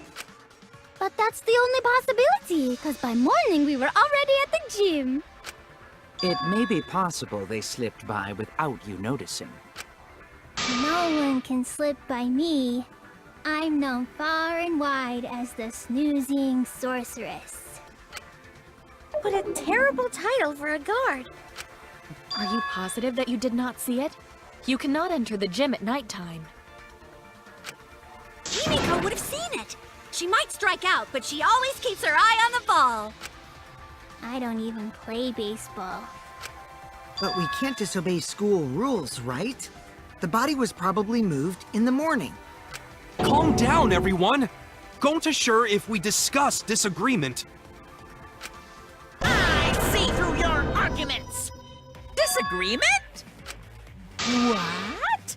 A disagreement? You mean you're split down the middle again? Then the Ultimate Academy is proud to present its very own more phenomenal trial grounds! Yippee! We've been waiting for this! Jeez, we gotta do that whole crazy thing again? It seems like our opinions are split on this matter. We're focused on the evidence. The facts will become clear. All we have to do is show them and make them accept it. We can't get them to see the truth. Now my lie would have been for nothing. I won't fail.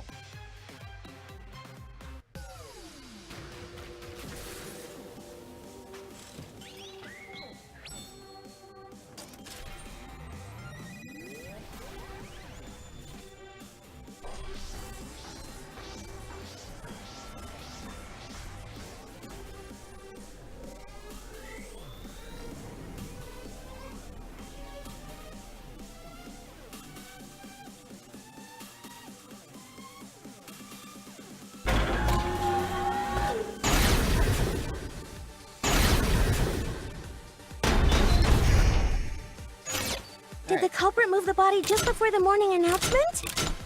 Angie! I was in front of the gym with the others, before the announcement. Is it not possible you simply missed the culprit? Himiko! You were right in front of the door. There's no way we could have missed them. Remember, the rules state that you can't enter the gym at night. The piranha tank is too far from the gym's entrance. I got this! You might be able to reach the tank from the window above the stage. Yeah, I missed one. But pool next to gym also off limits at night. Maki! Entering the pool at night's what's off limits, not the pool area itself. But should we trust Maki's testimony in the first... Tenko! It's okay, because we have Shuichi's testimony too. Okay, so the third one was Remember, rules. the rules state that you can't enter the gym at night. We aren't consistent. Our position looks weak. We have to work together. His body was put to the tank at nighttime. You have to defend that point. Did the culprit move the body just before the morning announcement? Angie! I was in front of the gym with the others, before the announcement. Is it not possible you simply missed the culprit? Himiko! We were right in front of the door. There's no way we could have missed them. Remember, the rules state that you can't enter the gym at night. Kaito, rules probably don't apply to corpses, you know. The piranha tank is too far. I've got this! You might be able to reach the tank from the window above the stage. But pool next to gym. Entering the pool at night's what's off limits, not the pool area itself. But should we trust Maki? Tenko! It's okay, because we have Shuichi's testimony too.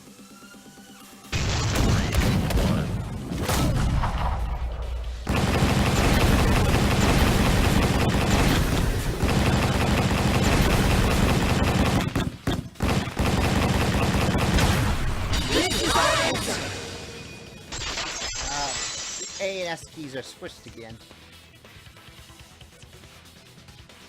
It's true that you cannot enter the gym at nighttime, but a corpse could.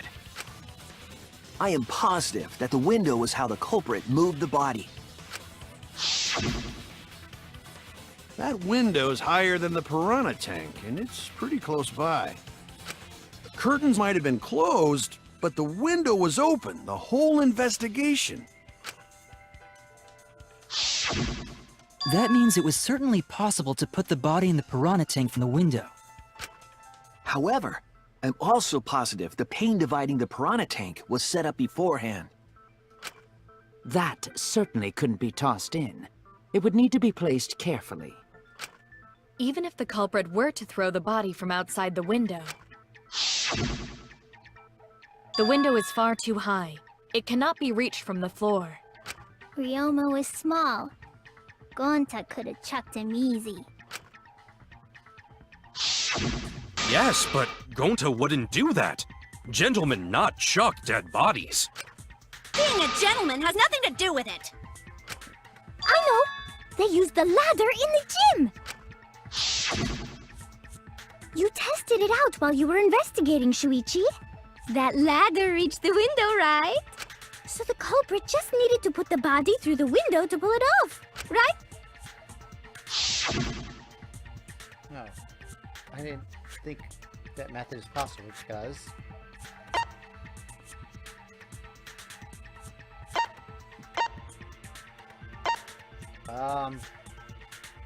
time to move it? The ladder can be moved. But this was set up at night? That's it! Did not? The only reason the ladder reached the window was because it was on the stage. Ah! If you used the ladder on the pool side, it would not quite make it. The ladder could barely reach the window when it was on the stage. And there is nothing on the pool side of the gym as tall as the stage. Finally, the ladder was found in the gym, correct? If the culprit used the ladder on the pool side, we wouldn't have found it in the gym. And they couldn't have thrown the ladder back through the window because it's too heavy.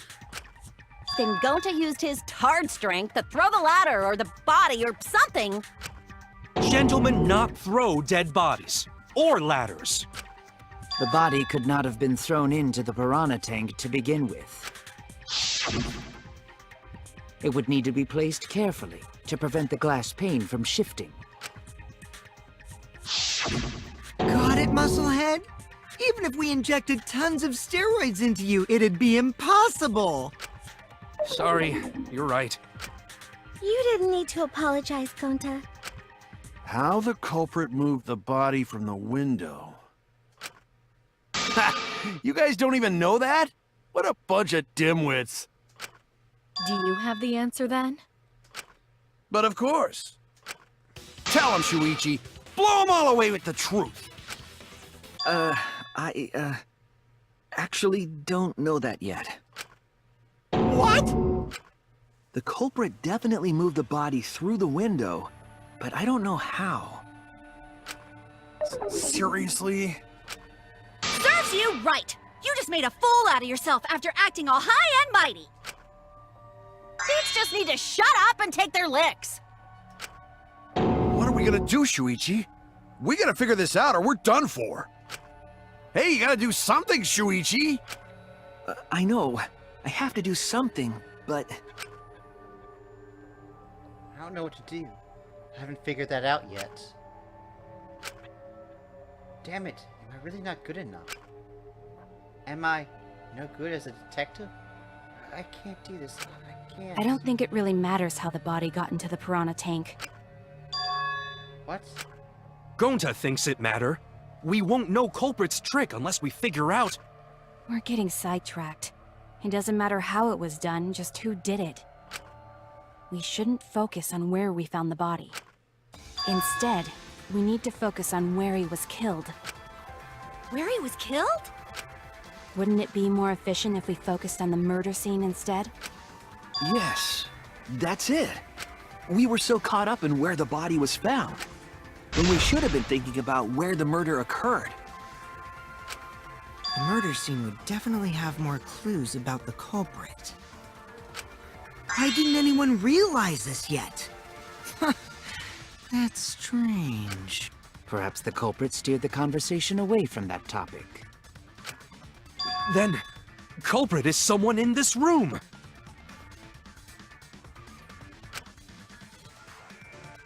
It's important to remember. It's not as though if anyone here wants to find out the truth. One of us is trying to sabotage this trial. Well then, let's discuss the crime scene to figure out who the culprit is. That's not a bad idea for a robot. The last time I heard such a good idea was when Nino told me to move in with her under the bridge to get out of the cold. Himikawa under the bridge? If we can determine where all this started, we can determine how it ended. Yes, it's too soon to quit. Trash pile had begun. Thank you, Maki. That was a helpful insight. I can't believe you didn't notice that. I guess that's why you're still an apprentice. Alright, non-stop debate. Oh! Alright, file, tank, staircase. First, piece let's of establish the crime fabric. scene. Wasn't it the dorm room? Ryoma was relaxing in his room when he got attacked. But the cause of death was drowning. There's nothing in his room that could collect enough water. He's got a toilet, doesn't he? Got that Drowning toilet? Impossible! We should consider places where water is stored. The only place that fits is the pool. Nope. That's wrong!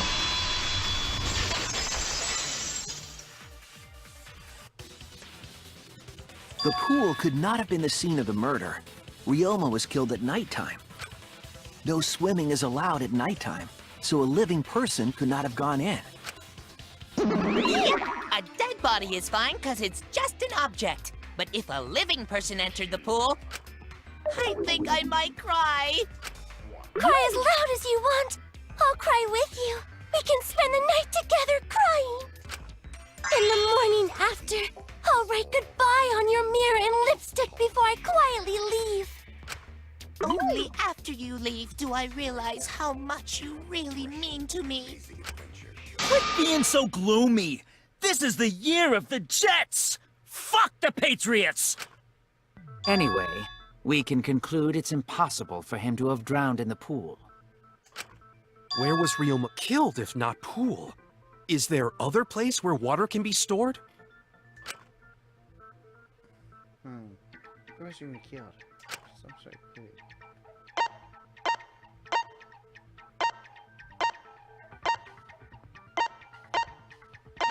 Tank. This is it! There we go. The sink in Ryoma's lab. There were distinct scratch marks on it. Scratch marks on the sink?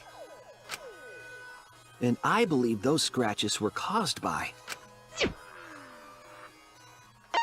The only other thing that scratched, so This is yeah. it! The handcuffs. They were scratched as well, correct? Oh yeah, sort of looked like they'd been scraped against something. There's also the fact that the handcuffs were from Ryoma's lab. The marks on the sink came from the handcuffs in the same room. The size and shape of the scratches are consistent with the handcuffs, I'm sure. How did those handcuffs get from the lab to the water tank? Because Ryoma was wearing them, right? Yes, though they were only visible for a brief moment when Ryoma appeared in the tank.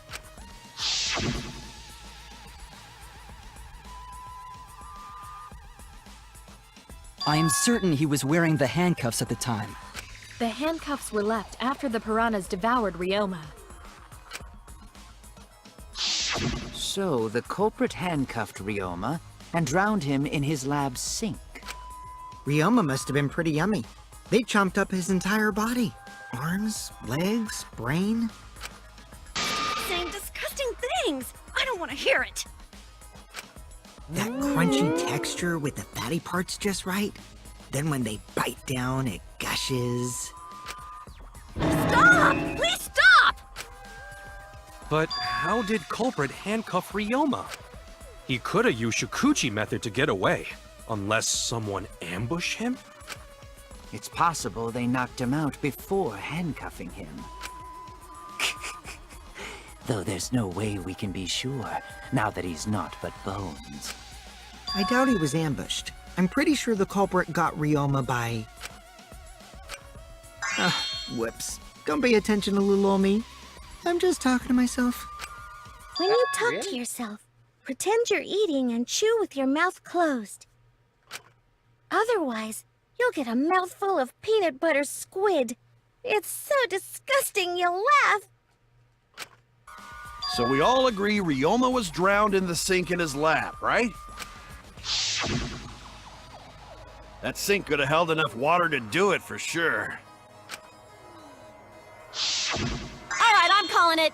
The crime scene is Ryoma's fucking research lab. But how did the culprit carry his body to the gym from there? Isn't Ryoma's lab on the 3rd floor of the academy? It's actually not far at all. Although, perhaps it's more accurate to say there's a shortcut. Was there a shortcut? What shortcut between Ryoma's lab and gym did the culprit use? There!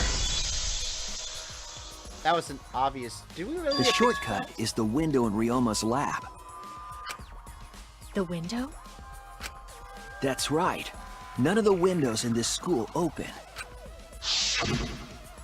Except the one in Ryoma's lab. And on top of that, the window faced the pool. You could see the gym straight across. Do you think the culprit dropped Ryoma's body into the pool area from the lab window? Then they could have thrown the body into the piranha tank through the gym window. How's that? Mission complete! Your explanation contradicts some things we discussed earlier. The gym window was too high to reach from the pool side, even if one used the ladder. That's right! I apologize! I must go on a journey to reflect on this! We keep hitting dead ends, since we don't know how the body was thrown into the gym. Well, that didn't really give us any info about the crime. Not necessarily. We learned a lot of important information. Oh, I'm sure the scene of the crime was Ryoma's lab. The case became clearer. To determine how the body got from the crime scene to where it was found, I have to figure out how to get from the 3rd floor window to the gym. Alright then. I have to analyze the possible methods and find the most likely.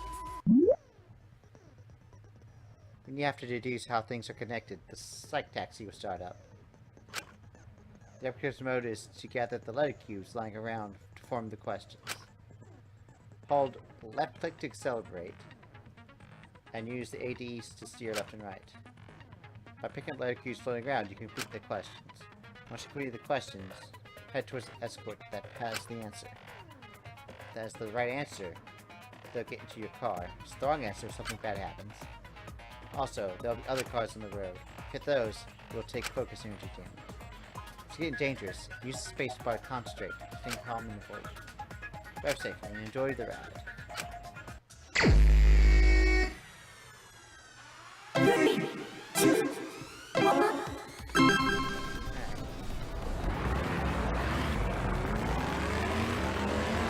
The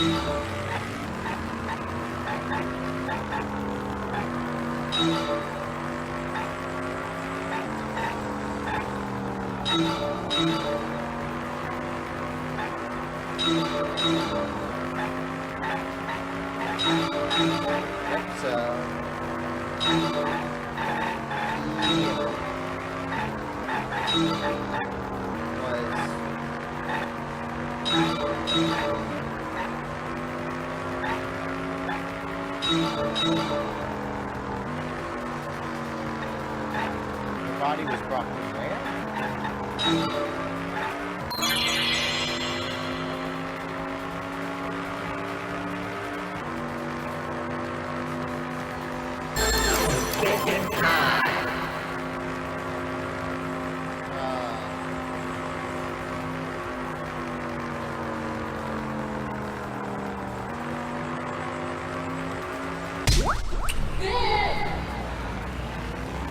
Okay. I just run over a person, alright.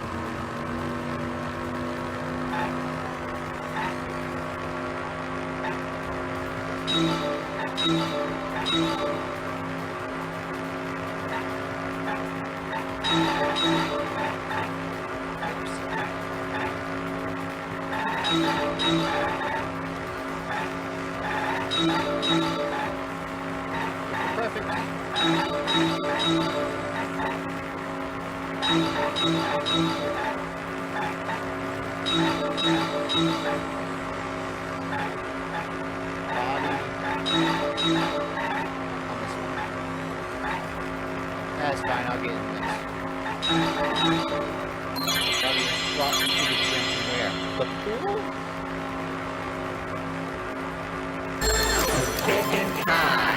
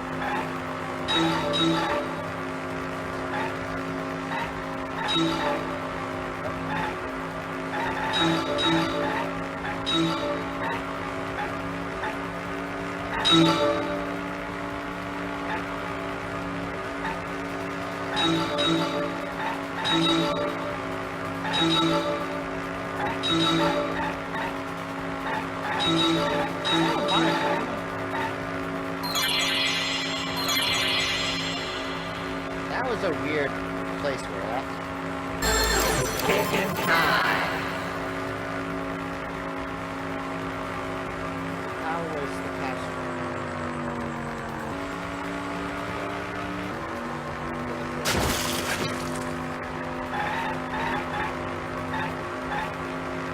From window to window. Ah!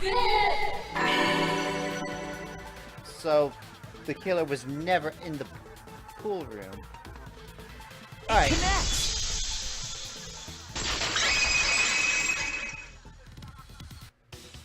I've got it! Ryoma's body was moved directly from his lab to the gym. Directly? Don't tell me they threw the body from window to window.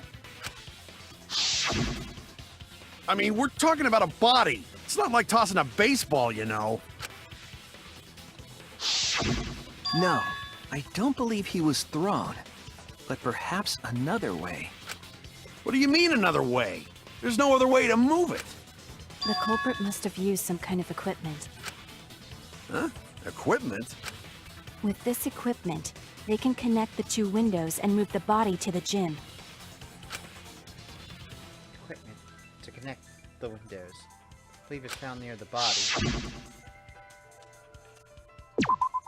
There!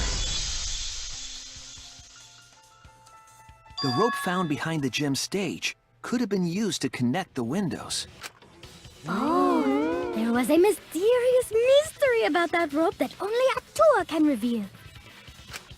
What mysterious mystery? During last night's preparations for the show, that rope was in the wing of the stage. But the next morning, the rope had been moved backstage for some reason. It's a mysterious mystery. Only Atua knows the answer. So, during nighttime, someone used the rope, then threw it into the gym window? So they did use the rope. That's how they bridged the distance between both windows. Is the rope long enough to reach both windows? The rope is roughly 65 feet in length. As for the distance between the windows... According to the sign at the pool, the width of the pool is roughly 35 feet. And the distance from the edges of the pool to the windows is an additional 16 feet. Altogether, the sum total length from one window to the other is roughly 50 feet. And pool is only thing between research lab and gym windows. You bet it's long enough. That's what she said. Wait, who said that? Even if the rope was long enough, wouldn't it be pretty hard to tie them to the windows? Both windows were too high to reach. It would be like tying a rope from one cliff to another. If the windows were closer together, then they could toss the rope across. But they're not. No, Gonta think it would work. Just need one more rope. Another rope. There was only one, though. Oh, then it impossible. Sorry. No, sure there's another rope. Or at least something that could use this rope.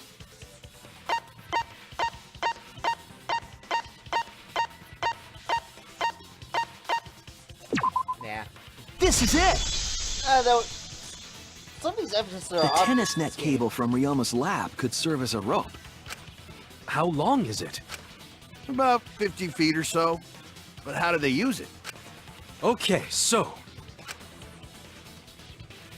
First, culprit hang rope outside of one window. Then, culprit move to other side. And tie cable to other window. Then, after tying to each window, culprit tie rope and cable together. That how culprit make one rope that reach both. Wow! That's amazing, Gonta! You're so knowledgeable. It's nothing. Gonta use ropes a lot when looking for bugs. Even if they did connect the windows with a rope, they can't carry a body on just that.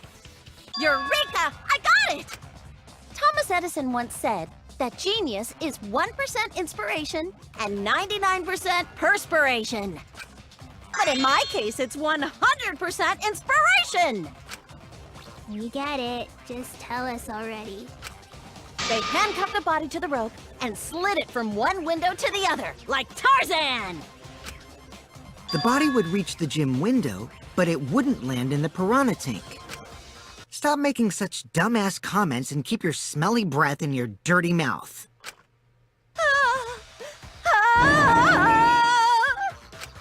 Tarzan? But they also had to put the body in the piranha tank after they moved it, huh? That is not feasible with just one rope. Maybe the rope wasn't the only equipment the culprit used. Not just the rope. Well, anyway, it would have been pretty difficult to get that body in the piranha tank. They wouldn't just throw it. The trick was a super crucial part of the culprit's plan. The culprit must have carefully placed the body into the tank with their own hands. But is there really a way to do that? Kokichi, are you hinting at something? Huh? Hint? What hint? Don't confuse me with your talk of hinting hints. You're confusing me. You're definitely onto something. It's true that the culprit needed to place the body directly into the piranha tank. If the body were to fall, the culprit would have not been able to retrieve it. That would have had only one shot at it, no second chances. So obviously the culprit would have wanted to put the body in the tank carefully. They would have wanted to get as close to the window as possible. Problem is, how do they get near it? All I know right now is that there was a rope connecting the windows. Somehow the culprit used that to move the body and close to the windows themselves. To make that work, they had to use something else. But what could it be? What could they have done? All right, Shuichi. The stage is finally set. What? Listen up. Do a good job here, and I'll be able to put an end to this trial. It all starts with you. You be the opening act, and I'll be the main event. And then together, we're gonna save everyone. Together? You got this. After all, you are my sidekick. I believe in you, so I'm gonna leave the rest to you. Yeah. Okay, I can do this. I will solve this mystery, show everyone the truth. This is the main event. Something is used with the ropes to move the body between the windows. Come on, think. It's the inner tube. Right?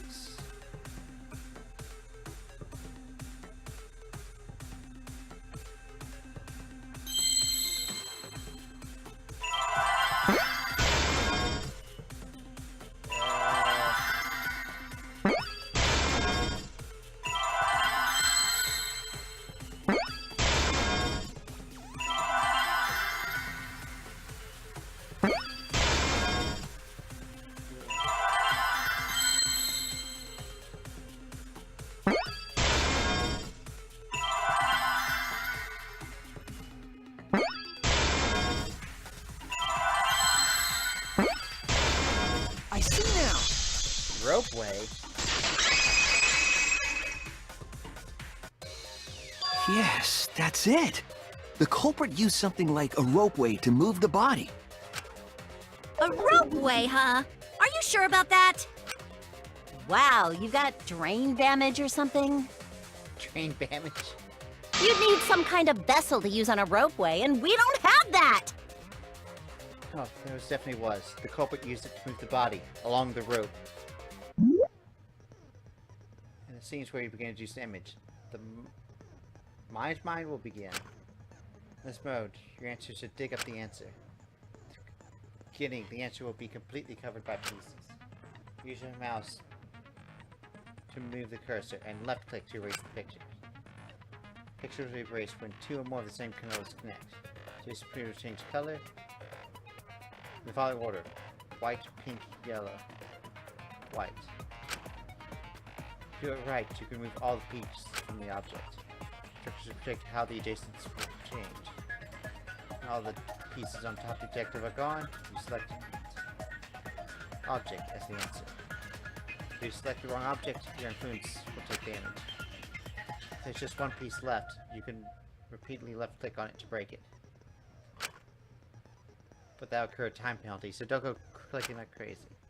Might sound complicated, but trust me, you'll get it as you play. Thank you for understanding.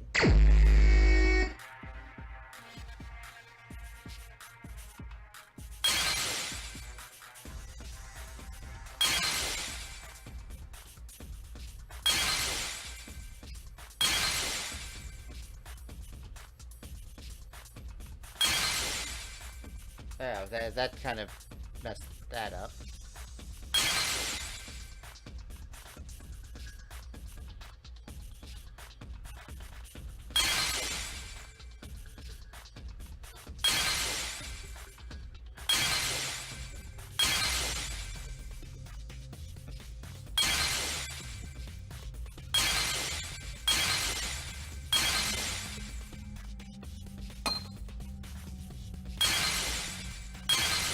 Oh, we're talking about these isolated pieces.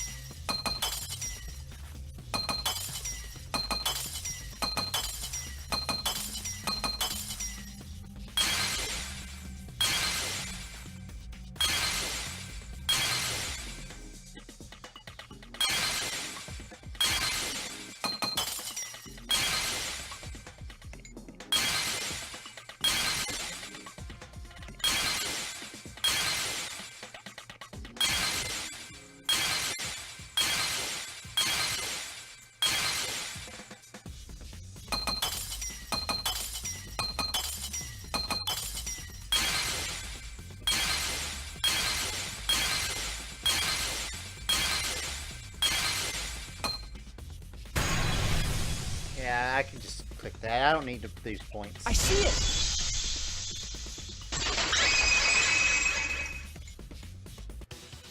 It's the inner tube. The rubber inner tube we found floating in the pool. The inner tube?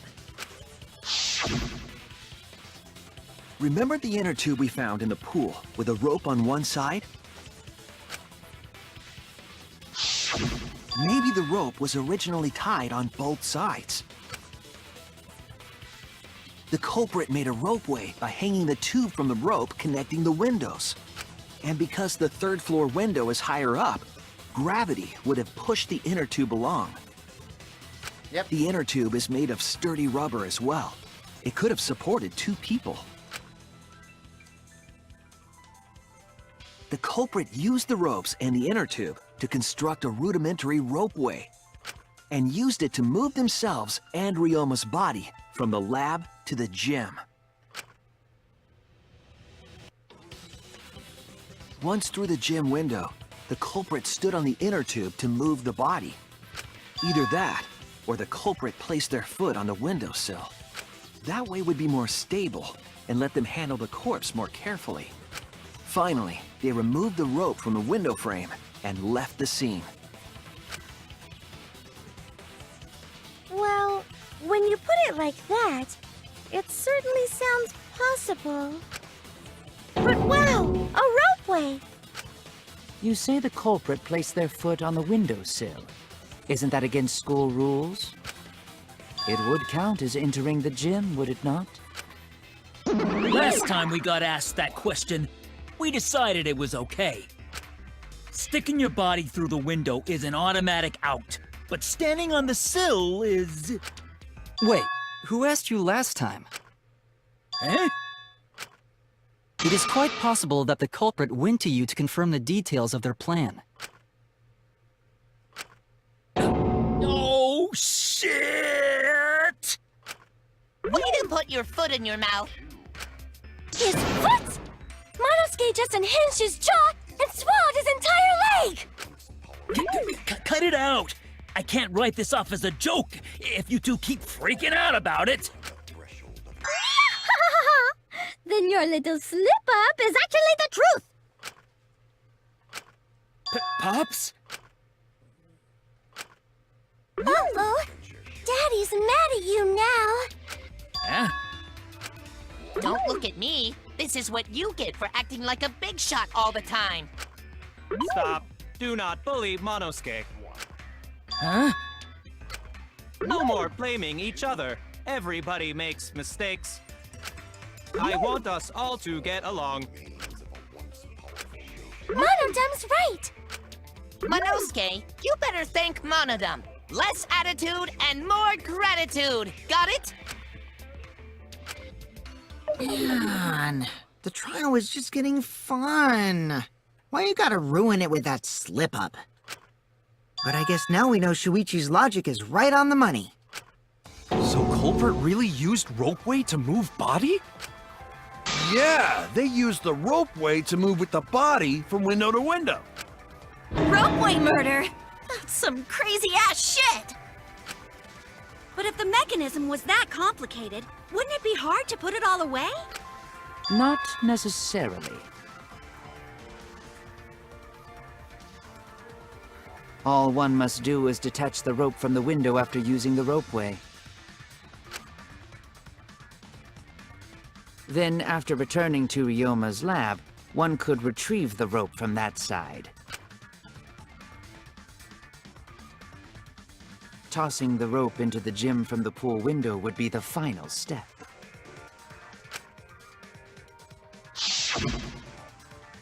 I see!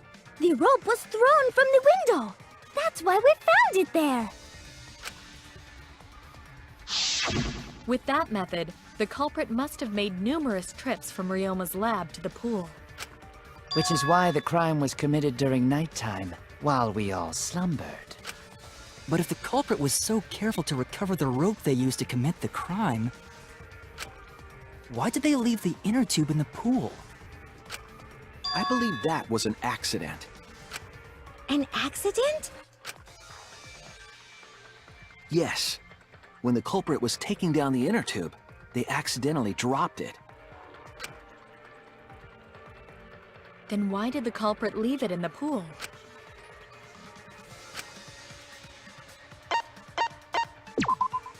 That's it! Yeah. Can't get it at nighttime, bro. Even if they wanted to get it, they couldn't, because this took place at nighttime. I see. They couldn't get the inner tube because swimming is prohibited at nighttime. But couldn't they have used the rope to fish it out? Not necessarily. You see, the water level in that pool is so low. Even if one tried to draw in the inner tube using the rope, the steep angle the rope would be at would make it nigh impossible.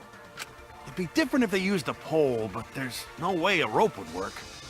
Even if inner tube was closer to pool edge, water's still too low to drag tube in.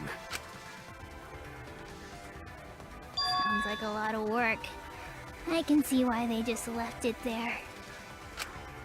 Yeah, it would take too long. And they would have been busted if someone saw them.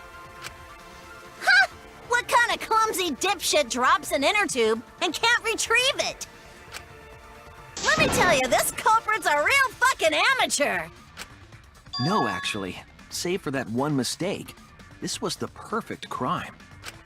If Maki had never met up with Ryoma at nighttime, it might have been the end for us.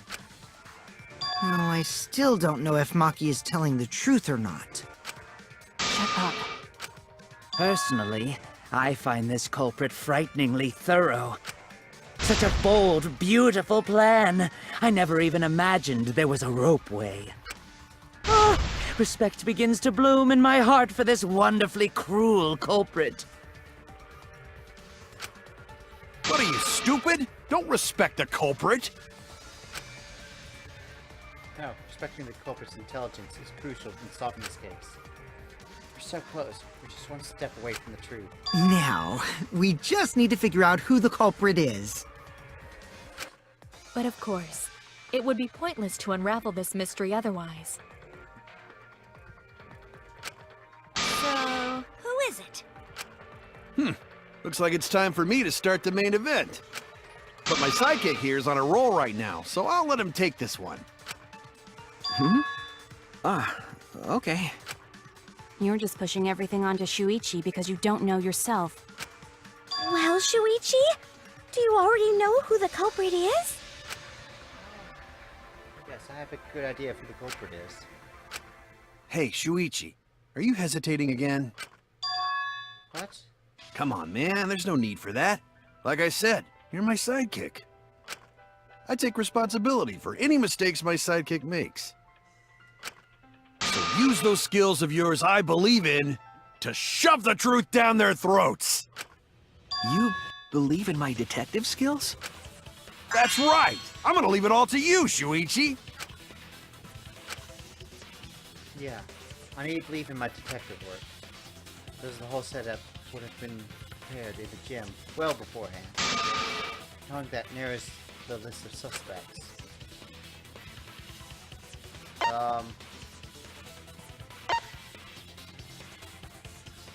I honestly don't know.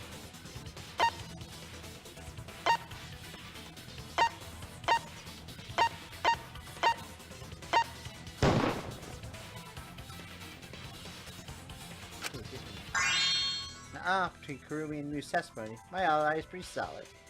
Okay, so it's not that.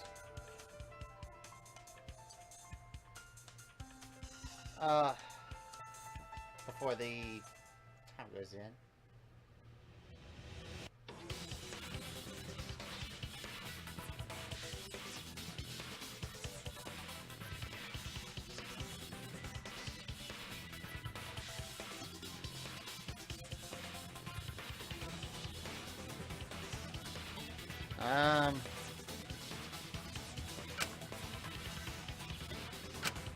Oh no! Wait.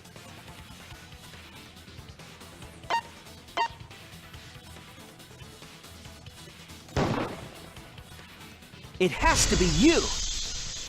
She did it.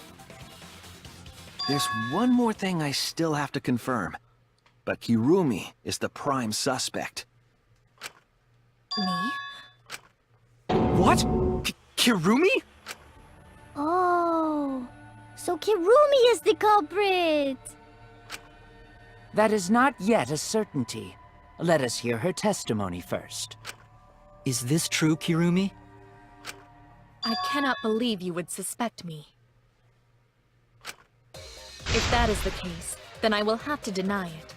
I will not let you make the wrong choice. The wrong choice? If you do believe it is me, are you prepared to stand by that decision? I will refute your accusations with all my might, for everyone's sake.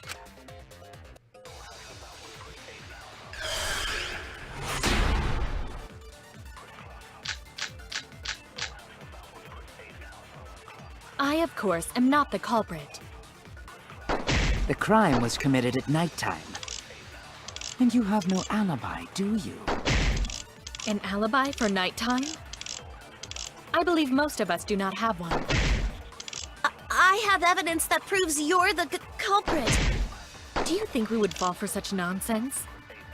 The trick relied on complex mechanisms to work. But someone like you could be skilled enough to pull it off. Preposterous. That could have been done by anyone.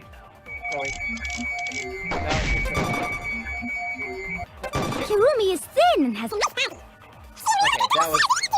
We all could have, except perhaps don't. I, of course, am not the culprit. The crime was committed at nighttime. And you have no alibi, do you? An alibi for nighttime? I do not have one. I have evidence that proves you're the Culprit. Do you think we would fall for such nonsense? The trick Relied on complex mechanisms to work. But someone like you could be skilled enough to pull it off. Preposterous. That could have been done by anyone.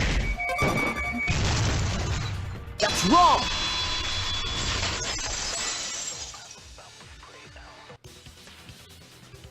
No. The only person who could have prepared this murder is Kirumi. Well, the preparations in the gym in any case. And why do you believe that? Before the culprit could put the body into the tank, several steps needed to be taken. Like tying the rope to the gym window and putting a partition in the piranha tank. That's right.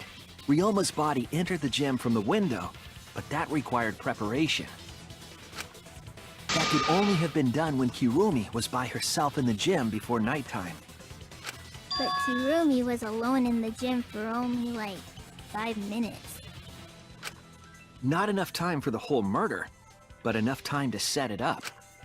Enough time to tie the rope on the window frame and put the pain in the piranha tank. This is my selfless devotion!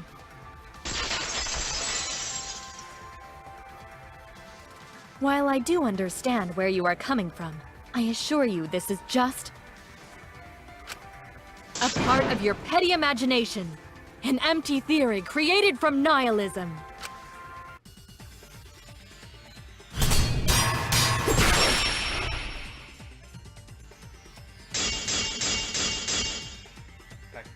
If it were solely the rope and partition, I suppose 5 minutes might be enough time. I accept that. However, the crux of your argument is not but a guess. You continue to force the facts to conform to your misguided narrative. When you consider that the crux of your argument is faulty, your entire case falls apart. Okay, so it's not... What do you mean by crux of the argument? How is it just a guess? I am referring to the rope. Now, with that rope, it is possible to reach the gym window from the 3rd floor window, but there is no evidence to indicate this had happened. Oh, wait. In other words, it is just a guess, and then you add assumptions and hearsay to that guess. It is nothing more than deception. Nope, there was evidence of that. I am referring to the rope.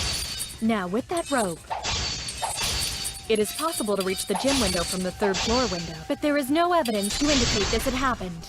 I'll cut through your words!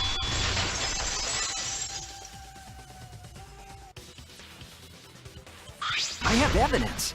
The abrasions left on the window frames at the gym and the lab. Were those scratches from when the rope was tied to the window frame? Just tying the rope to the frame wouldn't cause so much damage. The rope that was tied to the frames must have been weighed down significantly. The frames didn't break, but they were left with distinct marks. Those scratches are proof that you used a rope to carry the body to the windowsill. Oh? What's wrong, Kirumi? What's wrong? What's wrong? What's wrong? Hey, what's wrong? Hey, hey, hey! Is Kirumi quiet cause that's what happened? Please answer us, Kirumi. Shuichi is doing this for your sake. If it is for my sake, then it would be much easier to forfeit.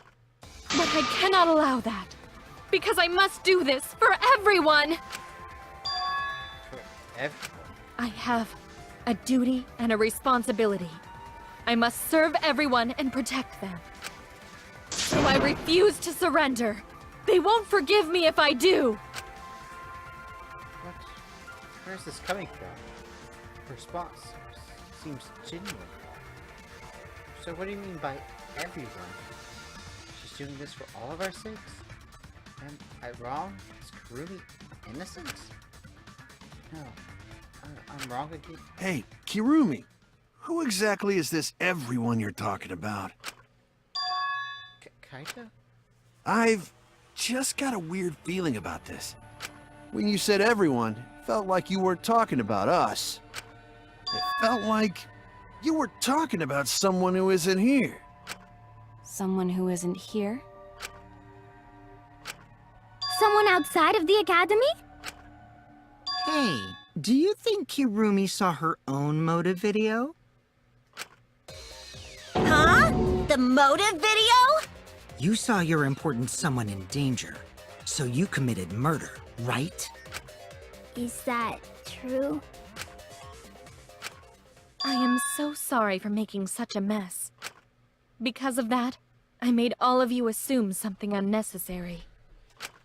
Unnecessary? You saying I'm wrong? This everyone you're talking about? It is all of you, of course.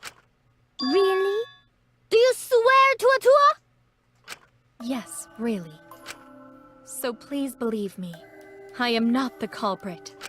I do not care what becomes of me, but I will not allow any of you to die. Because I made a promise to Kaede. She wished for all of us to escape together. I want to fulfill my duties as the ultimate maid. I wish to serve everyone. So please believe me. You have to! Kirumi! Are we totally sure Kirumi's the culprit? Maybe it's someone else. Are we sure Kokichi isn't the culprit? How rude. Gonta just can't believe Kirumi would kill Ryoma. Kirumi's breakfasts were the best. She always treated us so well. She really is like a mom. Perhaps it was after she gained our trust that she saw her chance to strike. You really are screwed up. Screwed up from head to toe. Even through your clothes, I can tell. Shuichi, please reconsider suspecting me as the culprit. You only suspect me because I was at the gym during nighttime yesterday, correct? But you cannot accuse me of being the culprit with that insufficient proof. It is still possible for Maki and Kaito to have gone to the gym. They do not have alibis.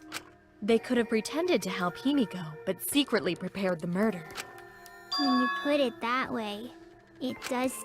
We can't accuse Kirumi just based on our alibis. Guys, maybe suspecting Kirumi is wrong. Yeah, maybe we should think it over one more time. I made a promise. As the ultimate detective, I made a promise to seek the truth. I made a promise to Kaede, so I'm not turning back now. They're scared. Scared that they have to accuse one of their friends of murder. So it's up to me. I have to do it. I'll use my detective work to prove it. So you still believe I am the culprit? But there is no evidence to indicate that I am— No, there is. I have proof that you're the culprit. I realized it when we determined that the ropeway was used to move the body. If it was indeed Kirumi who moved the body with a makeshift ropeway, then the final clue falls into place. The final clue? The damning evidence that proves Kirumi is the culprit. Shuichi, won't you please tell me why you are so desperate to pin me as the culprit? Don't you want to protect everyone? I'm doing this because I want to protect everyone. Shuichi. Then you're wrong! Your deduction is all wrong! Your words aren't going to convince me now. Not when I know the truth. All you care about is your own reasoning. You don't even listen to others. I can't bet everyone's lives on a deduction made by a self-righteous brat. You can't save anyone! No more doubts. I'm confident I'm right. I'm gonna present everyone the evidence that proves he's guilty.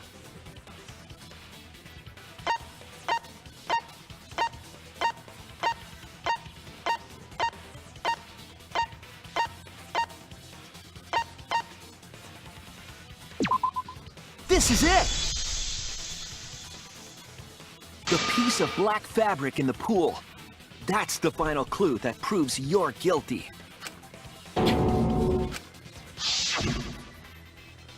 It's been bothering me for a while. I couldn't figure out what it was. I thought it was just trash at first, but I couldn't dismiss it entirely. Now that the class trial has come this far, I know for certain. It's an important piece of the puzzle. Because, like the inner tube, it's evidence the culprit couldn't dispose of. Huh? Why not? Using the ropeway, you could slide the inner tube from the lab to the gym. But how would you control it? If it kept sliding and hit the window, the momentum would have thrown the body off. To prevent that from happening, the culprit needed some way to adjust the speed. For example, the culprit could have used their hands for friction. Yeah, so what? You're still wrong! Your logic is flawed! Gloves. Kirumi, why are you becoming increasingly erratic? There is such absolute beauty in trying to fight against the truth. Weird. What truth? That black cloth is just trash. You can't prove I'm the culprit with just that! No, it's not just trash. It's proof that you're the culprit.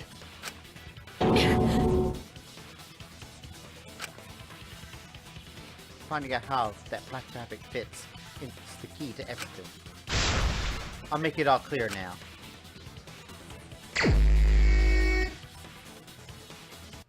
You are incorrect. What is this truth? That is just your empty deduction. You continue to confuse everyone! You are incorrect. What is this truth? Oh, wait. That is just your empty deduction. You continue to confuse everyone!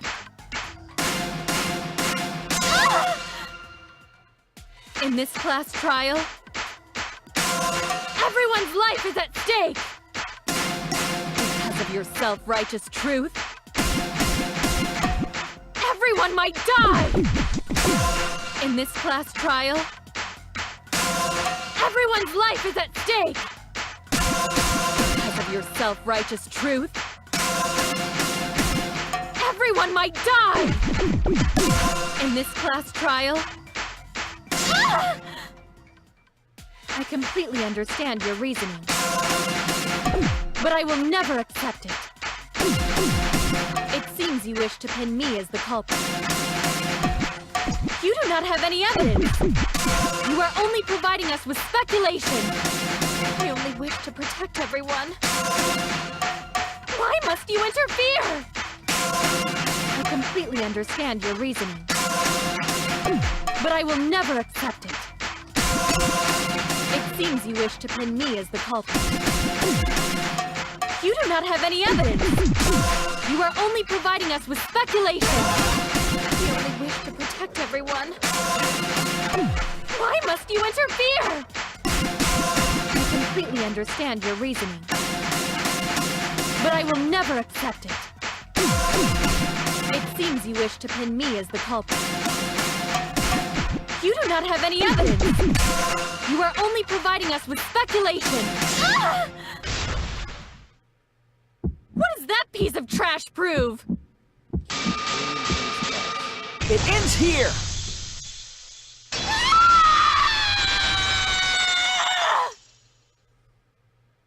The piece of fabric came from Kirumi's black glove. Kirumi's glove? If the culprit were slowing their descent by grabbing the rope with their hands, there would have been a lot of friction, easily enough to cause rope burn. But our culprit was smart. They weren't burned because they weren't bare-handed. Yeah, the culprit had gloves on. One got all torn up from the friction and it fell into pool? From what I remember, the only one who wears black gloves is Kirumi. Right. The gloves on your hands now. I take it they're from your dorm? The extra uniforms in our rooms are made of the same material we're wearing now. We can test my theory by comparing the fabric scrap with your glove. Well, Kirumi? Will you allow us to compare the black fabric we found in the pool with your gloves? Huh? What's the matter? Why are you sweating so much? Kirumi, what's wrong? At the end, just like them, I'm scared of revealing the truth. Because it means that someone has to be sacrificed. Coyote was scared too. She didn't let that stop her. She thought things through to the end. I faced the truth and doubted it, and kept thinking, and kept going. This is where it led me, and I won't turn away from it. I will show you the truth.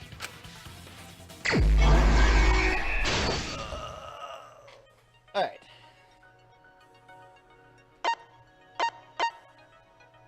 So, friction on the glove.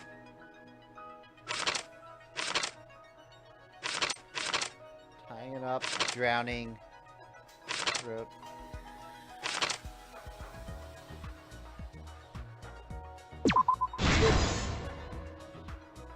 Alright. Rubber inner tube.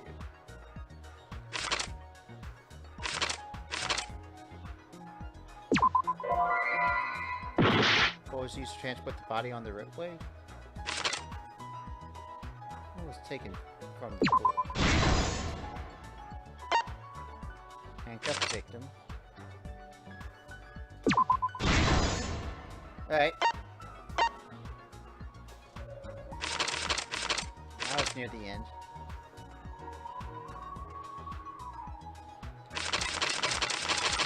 What was at the beginning? Oh wait, the magic trick.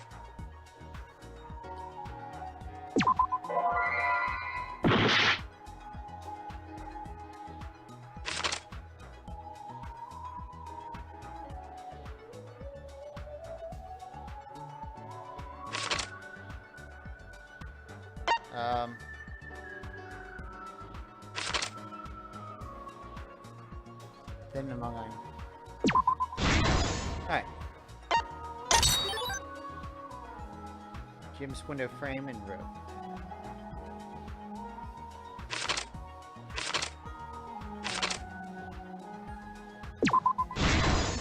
There we go. Piranha tank lid. There we go. Now handcuffs in the wall.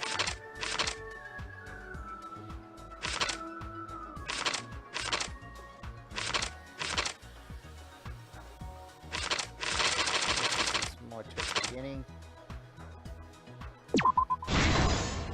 Okay.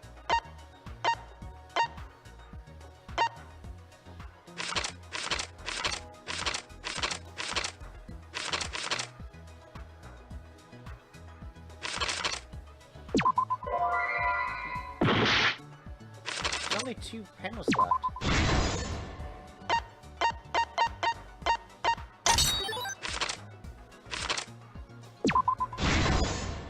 This is the truth of the case! The victim's body was found this morning during Himiko's underwater escape act.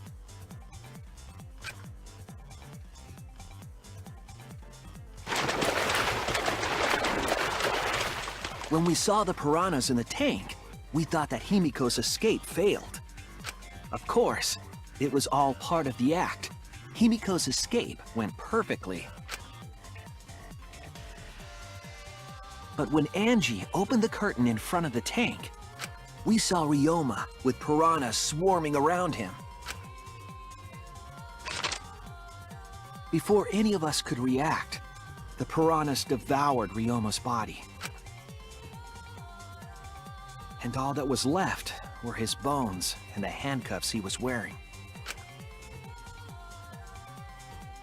That horrifying sight was the finishing touch on the culprit's own twisted magic trick.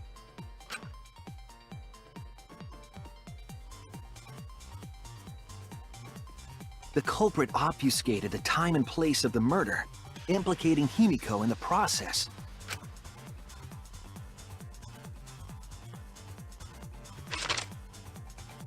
In truth, the crime began last night around 8:55 p.m.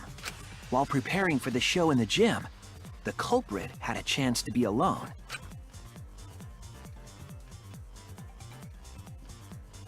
It was then that the culprit used the ladder to reach the piranha tank and removed the glass lid to put inside the tank. They used it as a partition to force the piranhas to one side of the tank.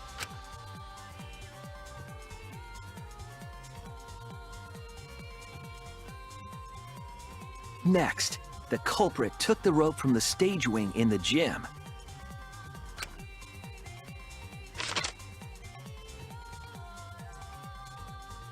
and used the ladder once more, this time to climb up to the gym's window.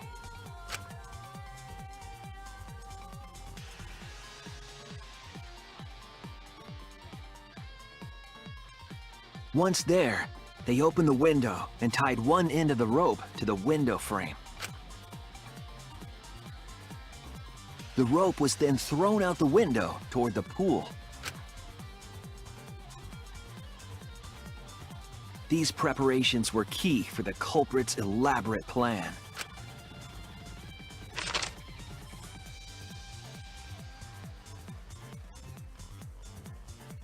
At nighttime, past midnight, the culprit asked Ryoma to meet at his lab.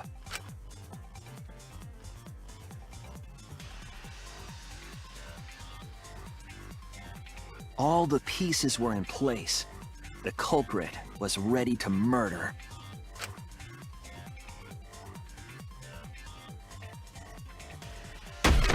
First, the culprit knocked Ryoma out, probably striking him from behind.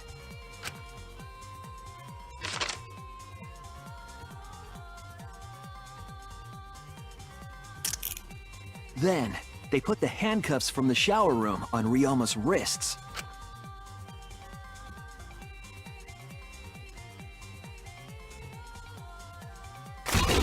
And shoved his head into the sink filled with water.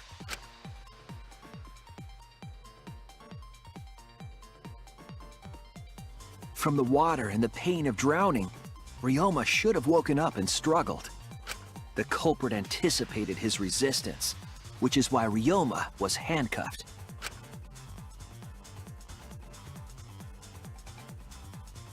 The struggle left scrapes on the cuffs and sink, but in the end, Ryoma succumbed.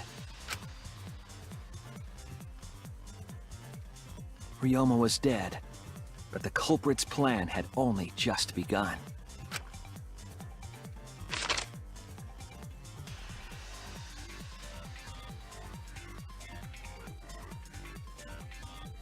They removed the cable from the tennis net and hung it from the window facing the pool.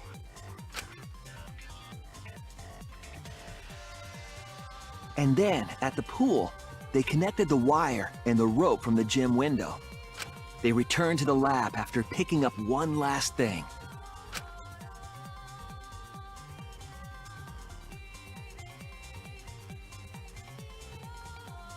the rubber inner tube that was in the pool's tool shed.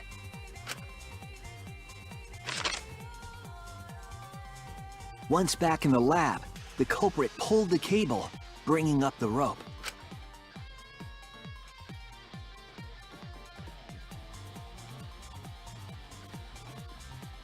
They pulled until the rope was taut, then tied it to the lab's window frame. And thus, the gym and the lab windows were connected by a single rope. After making a hanger of sorts with another length of rope tied to the inner tube, they hung the inner tube on the rope connecting the windows.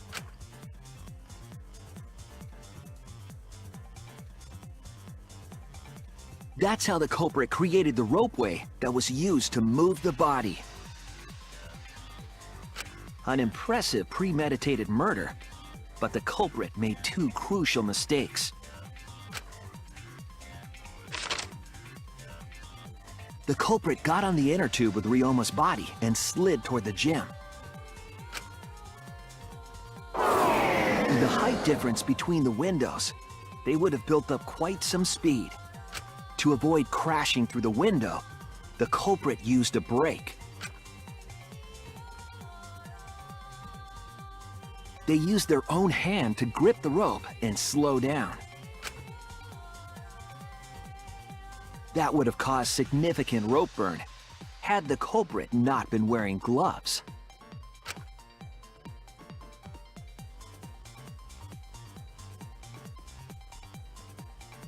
But due to the friction, part of a glove tore off and dropped in the pool.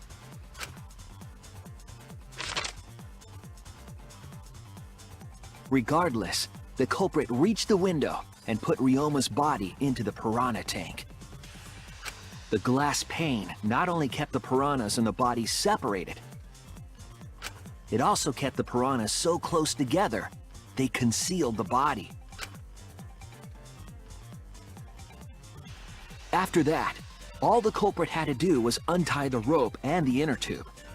But that's when they made their second mistake.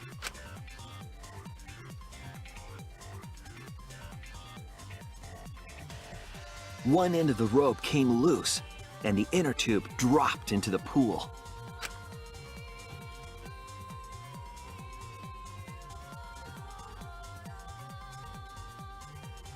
Thus, the culprit was forced to leave two key pieces of evidence, the fabric and the inner tube.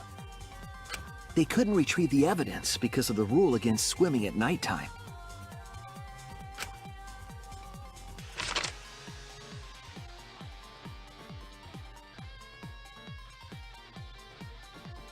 That's the whole story. Am I wrong, Kirumi Tojo? The ultimate maid?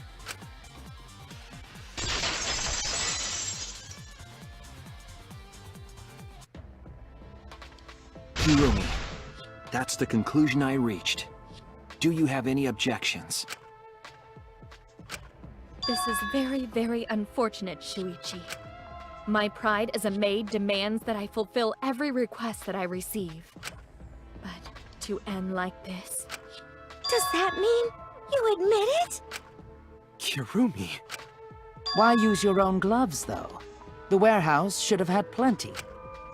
There weren't any. Obviously, she would have used them if they were available. Jeez, Monokuma provided everything but the gloves. That's pretty sadistic. But thanks to him, at least the game became way more interesting. So, it's decided. This case was decided the moment someone, who shall not be named, opened their big mouth. We don't know that. Maybe the real culprit is someone nobody expects. That is right. No need to worry. Oh, Monodam, you're like a mommy taking care of her sick child. All right, let's go! The heart-racing excitement as the blackened and the spotless finally face off! It's voting time!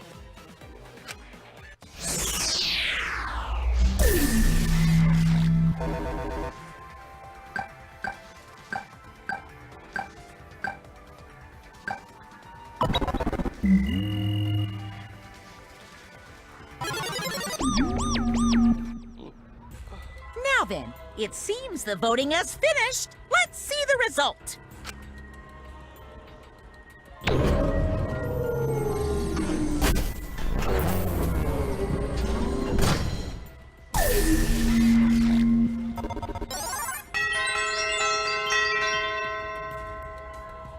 Wait. Someone voted... Oh, wait, the maid. Who'll be chosen as the Blackened? Will you make the right choice or the dreadfully wrong one?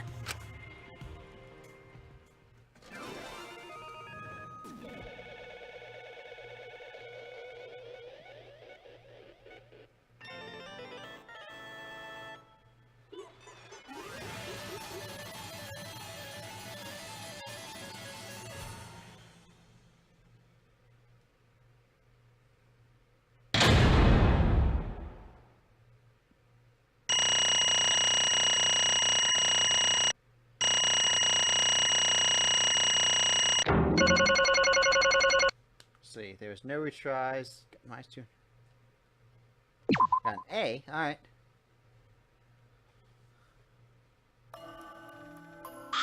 Oh my! You all voted correctly. What an unexpected and unpredictable outcome. The Blackened who killed Ryomi Huoshi is Kirumi Tojo, the ultimate maid. Ah! Bravo, bravo. Thank Phew, goodness. thank goodness. We managed to get through the crash trial again. You gotta be kidding me! There's nothing good about this at all. Why? Why did it have to be Kirumi? Yeah. Truly, this result was unexpected. Wait! How can you be so calm about it? No What? way. Gonta can no can believe it.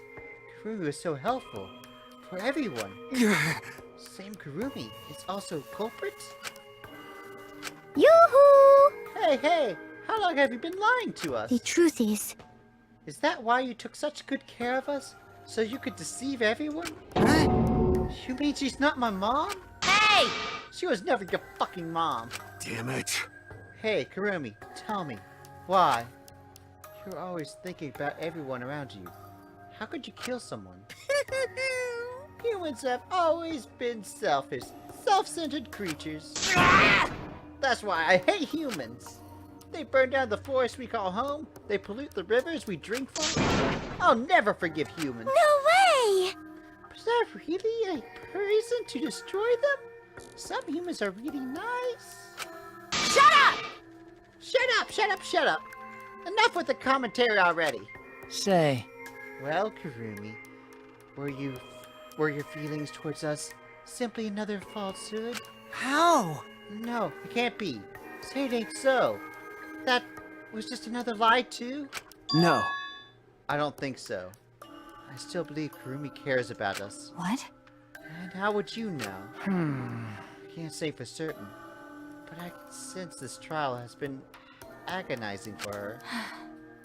You could say for certain, That is what a detective would say. Kirumi, are you upset? Because of the people important to you? You mean like from the motive video? So Kuruma watched hers at after Earlier, Kuruma mentioned that she had accepted a request. Perhaps that request came from someone important in her motive video. What's wrong? Do you have nothing to say for yourself? Oh, she's the maid for the Mafia, isn't she?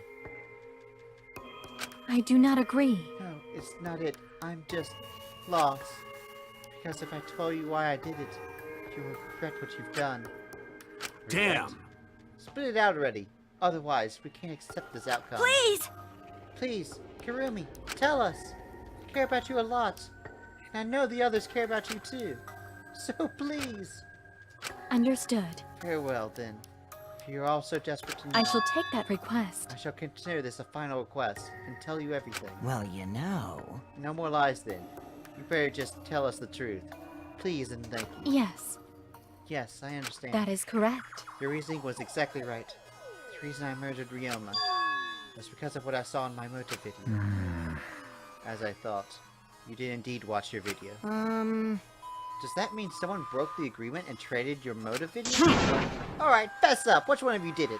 Close your eyes and raise your hands if it was you. What are you saying? How would the one raising their hands need to close their eyes? May I? It won't be necessary. I'll not trade my motive videos with anyone. Huh? If you didn't trade it with anyone, how'd you see your motive? Hey!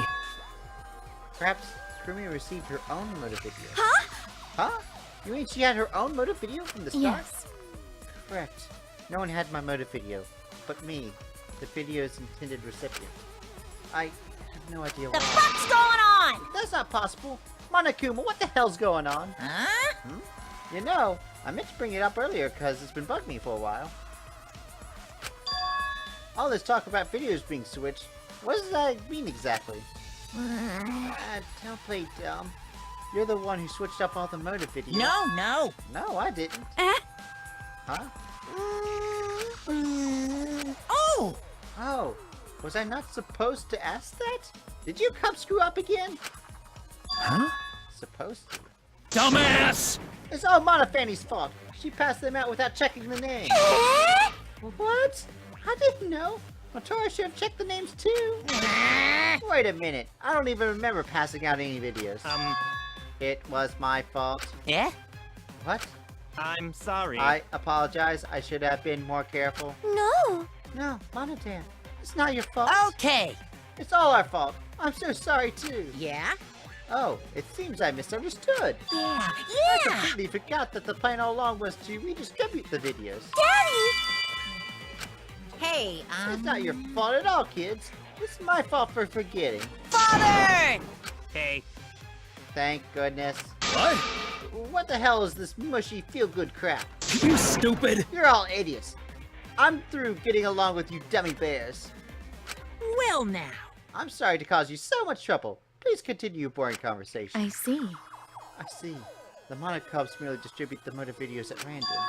Seeing my own video is nothing more than bad luck. Oh, I see. So, you just watched it without knowing why it was given to you? Hey! What was in your video? What's wrong? Well, promise to tell us everything. Yes. I will tell you the truth in its entirety, but I doubt that everyone will believe it. So, If that's the case, then why don't we watch the motor video together? That's right! Yes, that would be much faster. Let's hurry before Daddy gets bored again. How thorough of you. But I suppose it's better this way. Perhaps the truth will be easier to believe if you witness it with your own eyes. After Kirumi had spoken, the Monocubs began playing the video. all right! Back by popular demand, it's time for the motive video! Who's the most important person in your life? And now, without further ado, Kirumi Tojo, the ultimate maid. With clients in politics and finance, this elite maid is renowned for completing any request.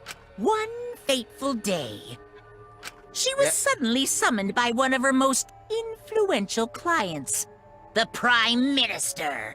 The Prime Minister had a request of utmost importance. He requested that she use her talent as the ultimate maid to serve her country. He asked Kirumi to Make this country great again. and transferred all his authority to her.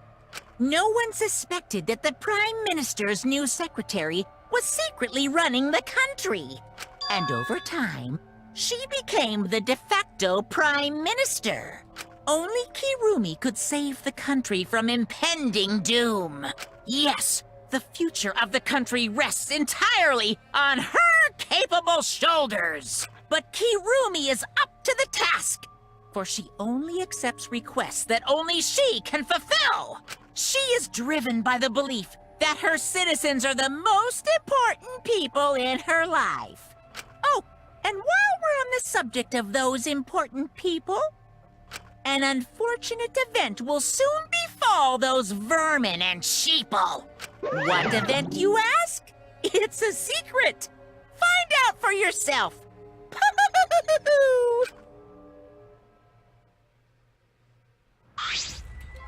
Huh? It can't be. What? The hell? The Prime Minister? Yes. The thing you saw now is true. though I only remembered it upon watching the video. Remembered? Wait! Please, hold on. That video is true? What is this? That's ridiculous. There's no way Kurumi's really the Prime Minister. I do not agree. No, it's the truth. I am Kurumi Tojo, the ultimate, and the most important people to me. This is my selfless are citizens devotion. of this country. I was called upon to lift the country out of a dire situation. I swore to serve and help all its citizens. As the ultimate maid, I have advised politicians many times in the past. But he wanted me to prioritize saving the country from an unprecedented crisis. I fully accepted this request. As a maid, it is a great honor to serve the nation itself. What did I do? You're literally confusing the shit out of me, because this makes no sense, and I gotta take a dump. I see. I see. So Kurumi was the real Prime Minister, running the country behind the scenes. Huh? How can you seriously be that a high schooler could be Prime Minister? You really don't get it. I don't think that it's odd that an ultimate level talent could be that powerful. I mean, Keyboy's talents let him pretend to be human, even though he's a heartless robot. How rude! How rude! I'm not pretending. I'm still learning. I see. Oh, I see. Well, good luck, I guess. Incredible. I was aware of Kurumi's impressive talents, but the Prime Minister... But... Then, Kurumi really is Prime Minister? She hold burden of country future? Actually... The motive video aside, Kurumi doesn't seem like she's lying about something like that. Yoo-hoo! Hey, I get that Kurumi's important, but what was that unprecedented crisis? I do not know. I don't know, actually.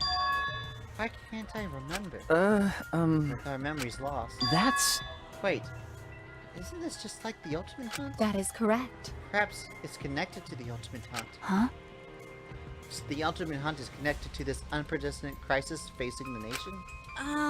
If that's true, how are they connected?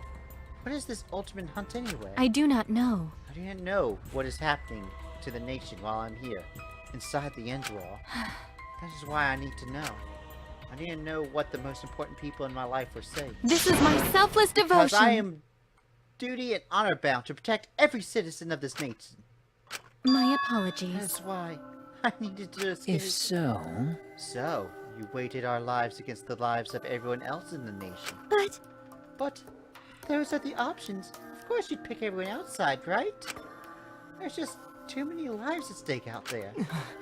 And we were just stopped by Kurumi from doing that because we selfishly wanted to live. I don't like that. What should we do? Did we make a horrible mistake? Everyone outside dies because Kurumi is dead. Why? Doesn't that mean we pretty much destroyed the country? What do we do? Wait! Say, what's with Kuma's plan to do with the rest of humanity? You know, like how people live in this country. Like 100 million easily. Always messing around. No matter how powerful the mastermind is, there's no way that they could really... Bears do not lie. Bears do not lie. Hey, I am the ruler of this world. Nothing is beyond my power. Huh? Nothing is beyond your power. What kind of arrogant, ridiculous... 100%. That is 100% a lie. It is impossible that he could be a disaster to a country. What are you trying to pull? What's so funny? 'Cause! You guys act like you can't believe it, but you're all terrified anyway. Shing! If you can't believe it, then you're terrified for no reason. Why do humans lie? Why are humans the only animals that tell lies? Shut up! Hey, cut it out. This is serious. Oh? How long are you going to keep talking about Kirumi? Dang it! Let's talk about Ryoma. It would be a shame to completely neglect him. Oh, I see. That's right.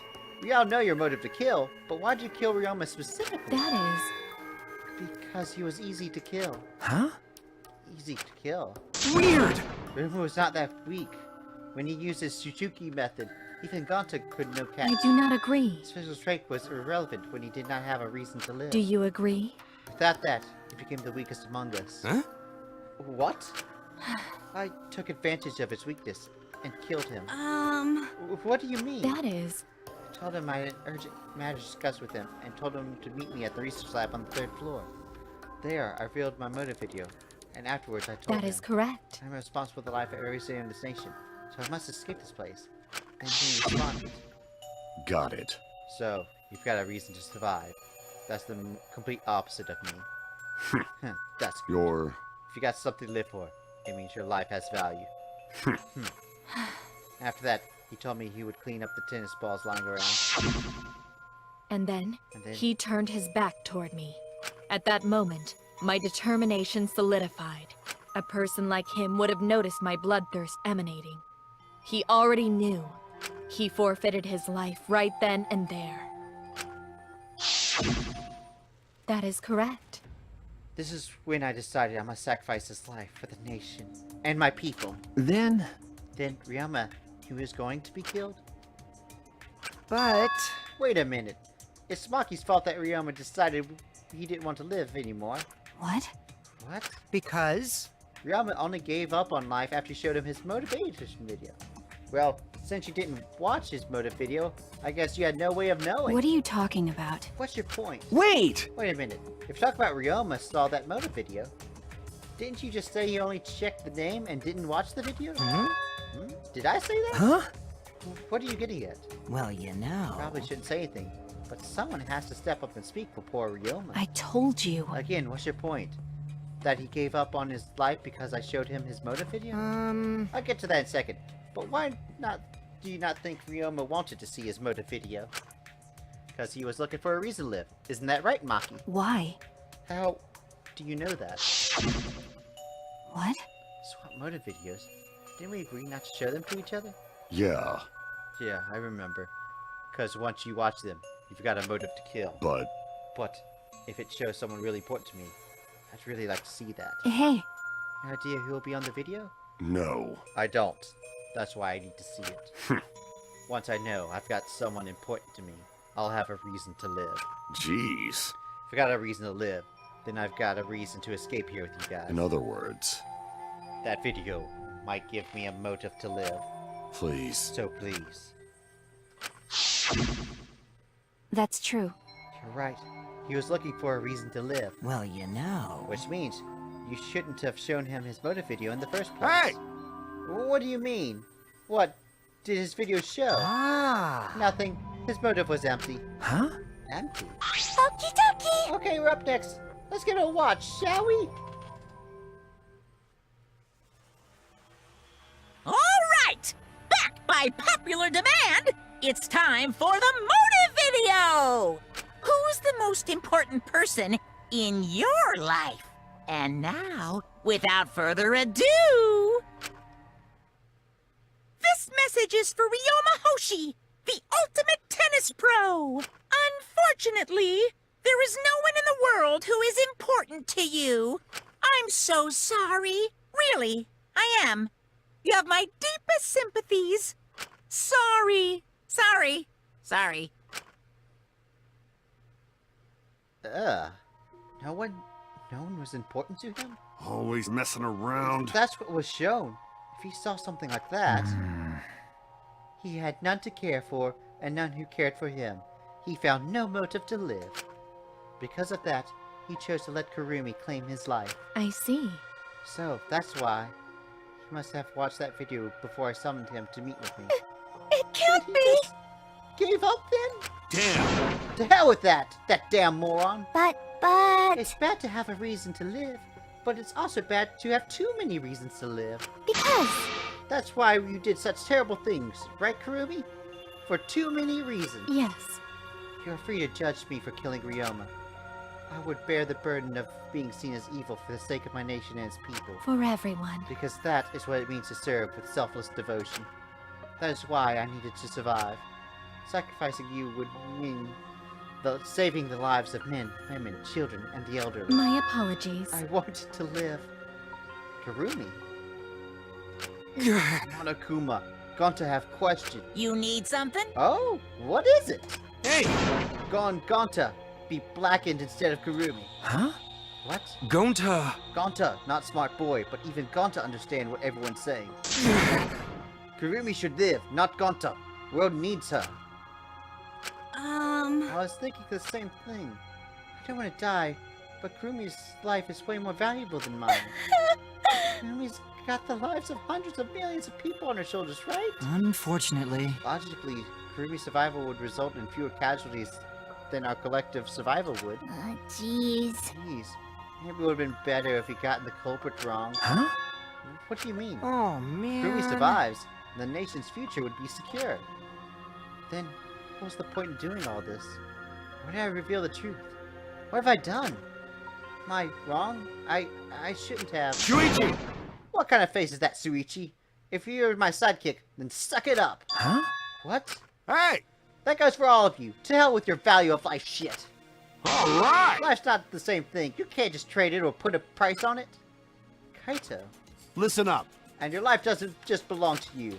It's for your parents, your grandparents, your friends, even your neighbors. I mean... It's not something you can decide to throw away on your own. Don't worry about it. So we didn't do the wrong thing. Life's purpose is to be lived.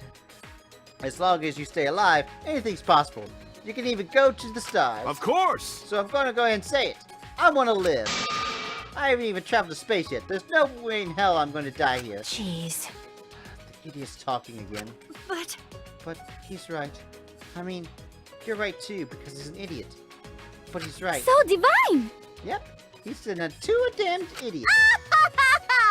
I don't know why, but idiots always fill me with such aspiration. Shut up! Hey, shut up! I told you to stop calling me an idiot. But... Maybe his stupid speech is something we needed to hear. Kurumi certainly looks shaken by it. Huh? Huh? Shaken? Because... Do you really think someone as desperate to live as Kurumi would give up so easily? Of course not. In fact, she probably still hasn't given up, even now. She's probably hoping that learning the truth would make one of us volunteer to die in her place. Huh? What? But Monokuma would never allow a Blackened to escape punishment, so maybe she wanted everyone to rebel, so she could use that as cover to escape on her own. How about it, Kurumi? Am I close? You are the most detestable cretin I've ever met. You know exactly what I would attempt, yet you allowed me to explain anyway. Wait! What he said was true? You mean? You tried to trick Ranta? Tried to trick everyone? Really? Seriously? You backstabbing cunt? Cut it out. Enough. She was just trying to stay alive in her own way. Nobody can blame her for that. That is correct. That is right. I must survive. Because I carry the weight of an entire nation on my shoulders. I would not have killed Ryoma if I was so easily deterred.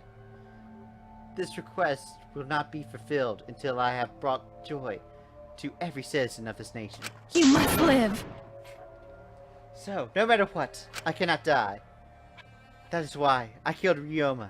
Even now, I refuse to give up. Huh? Kirumi, I see. you still refuse to give up. So, what do you intend to do? You must live. I intend to live. I must survive, no matter what it takes. I must debase myself, so be it. I would drink filth and eat carrion to survive. I will I survive! would do anything to survive. She screamed, and she started running.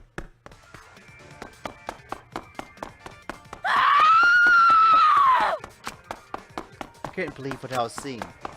It was a completely undignified exit. I have to escape! I won't die here!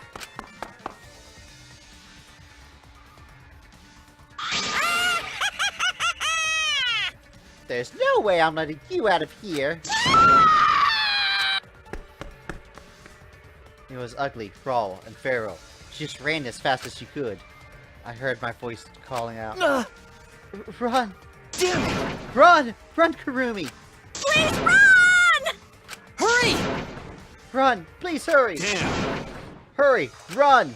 Hey, Like I said, I'm not letting you leave. please! Run! I will live! I refuse to die in a hellhole like this! Now then, I've prepared a special punishment for Kirumi Tojo, the ultimate maid. For my nation! For my people! Let's give it everything we've got. It's punishment time! I will not die!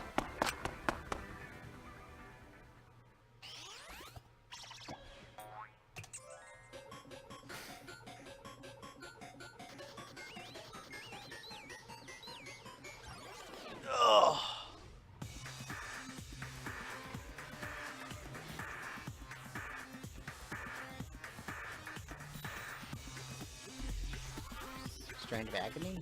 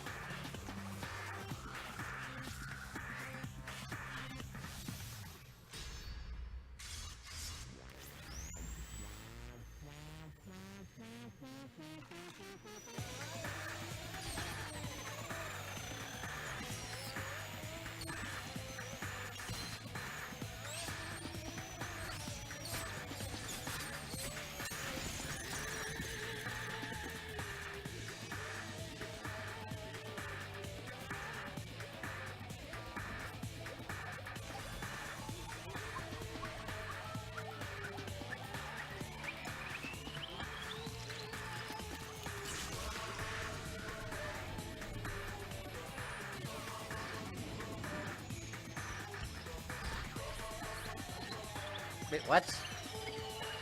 Oh, another Monocub gets killed?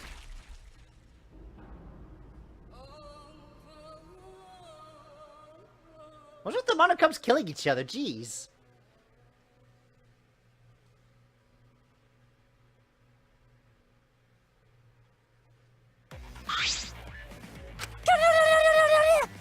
Really? Why, Monodam? Why did you kill Monosuke?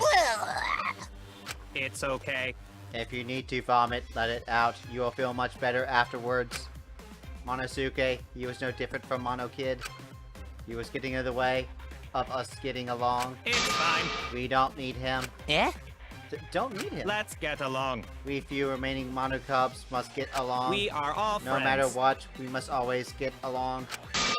Even after Father can stop us I from will getting not along. forgive that. Not if he knows what is good for him.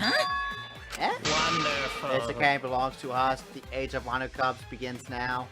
Ha Ha ha ha ha.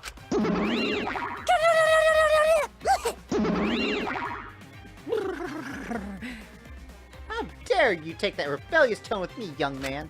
That's And nice. yes, this angsty attitude of yours is so cute.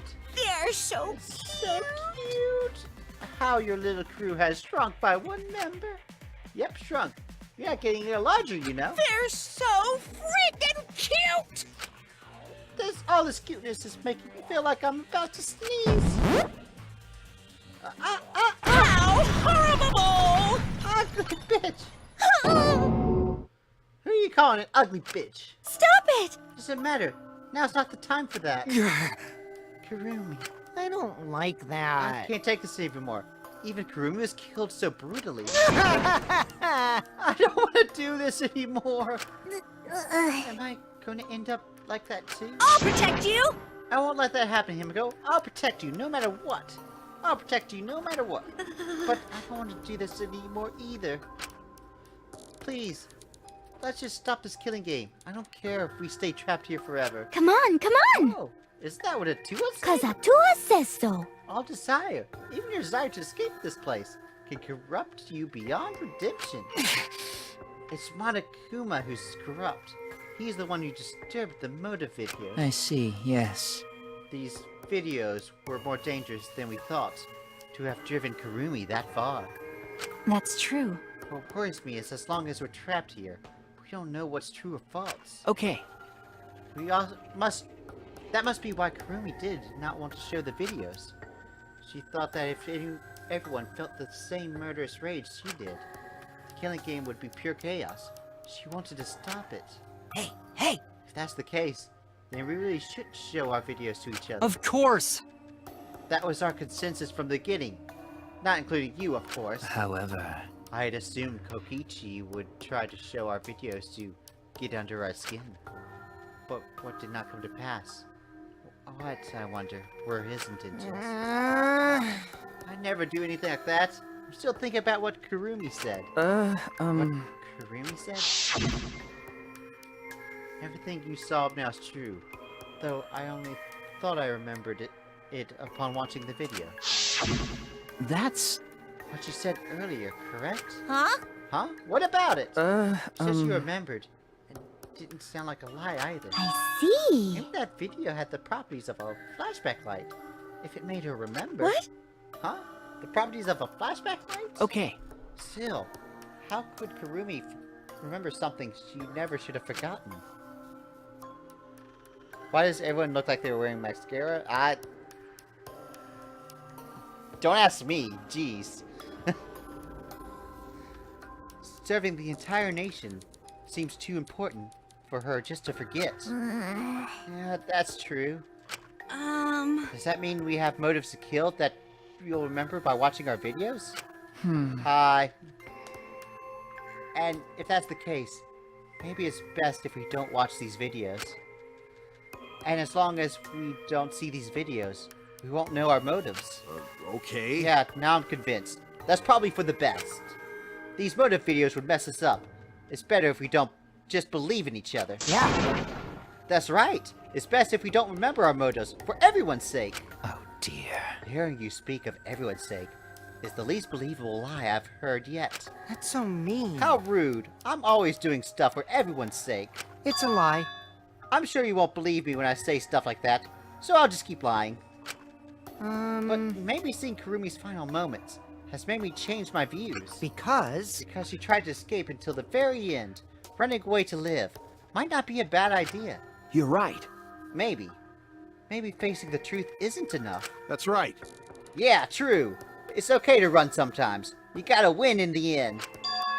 That's all you gotta do. And with that, the second-class trial has ended for us. A piratic victory. We still had lost a friend. What is the end Kaito spoke of, and how will we know to reach it? I don't know. I still don't know.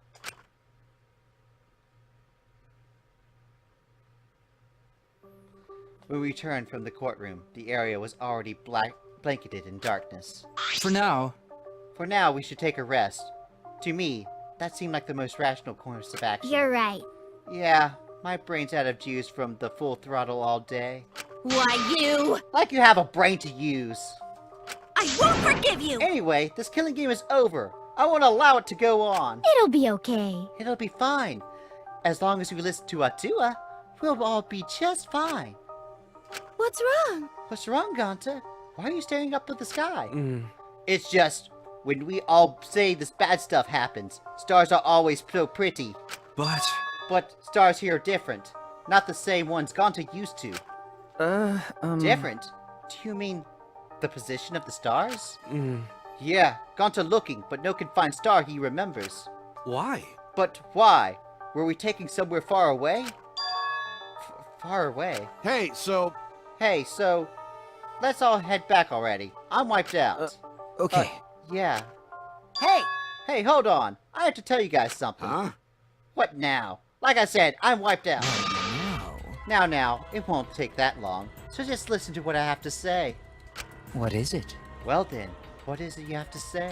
Everyone seems to be treating me like some sort of compulsive liar. You get it?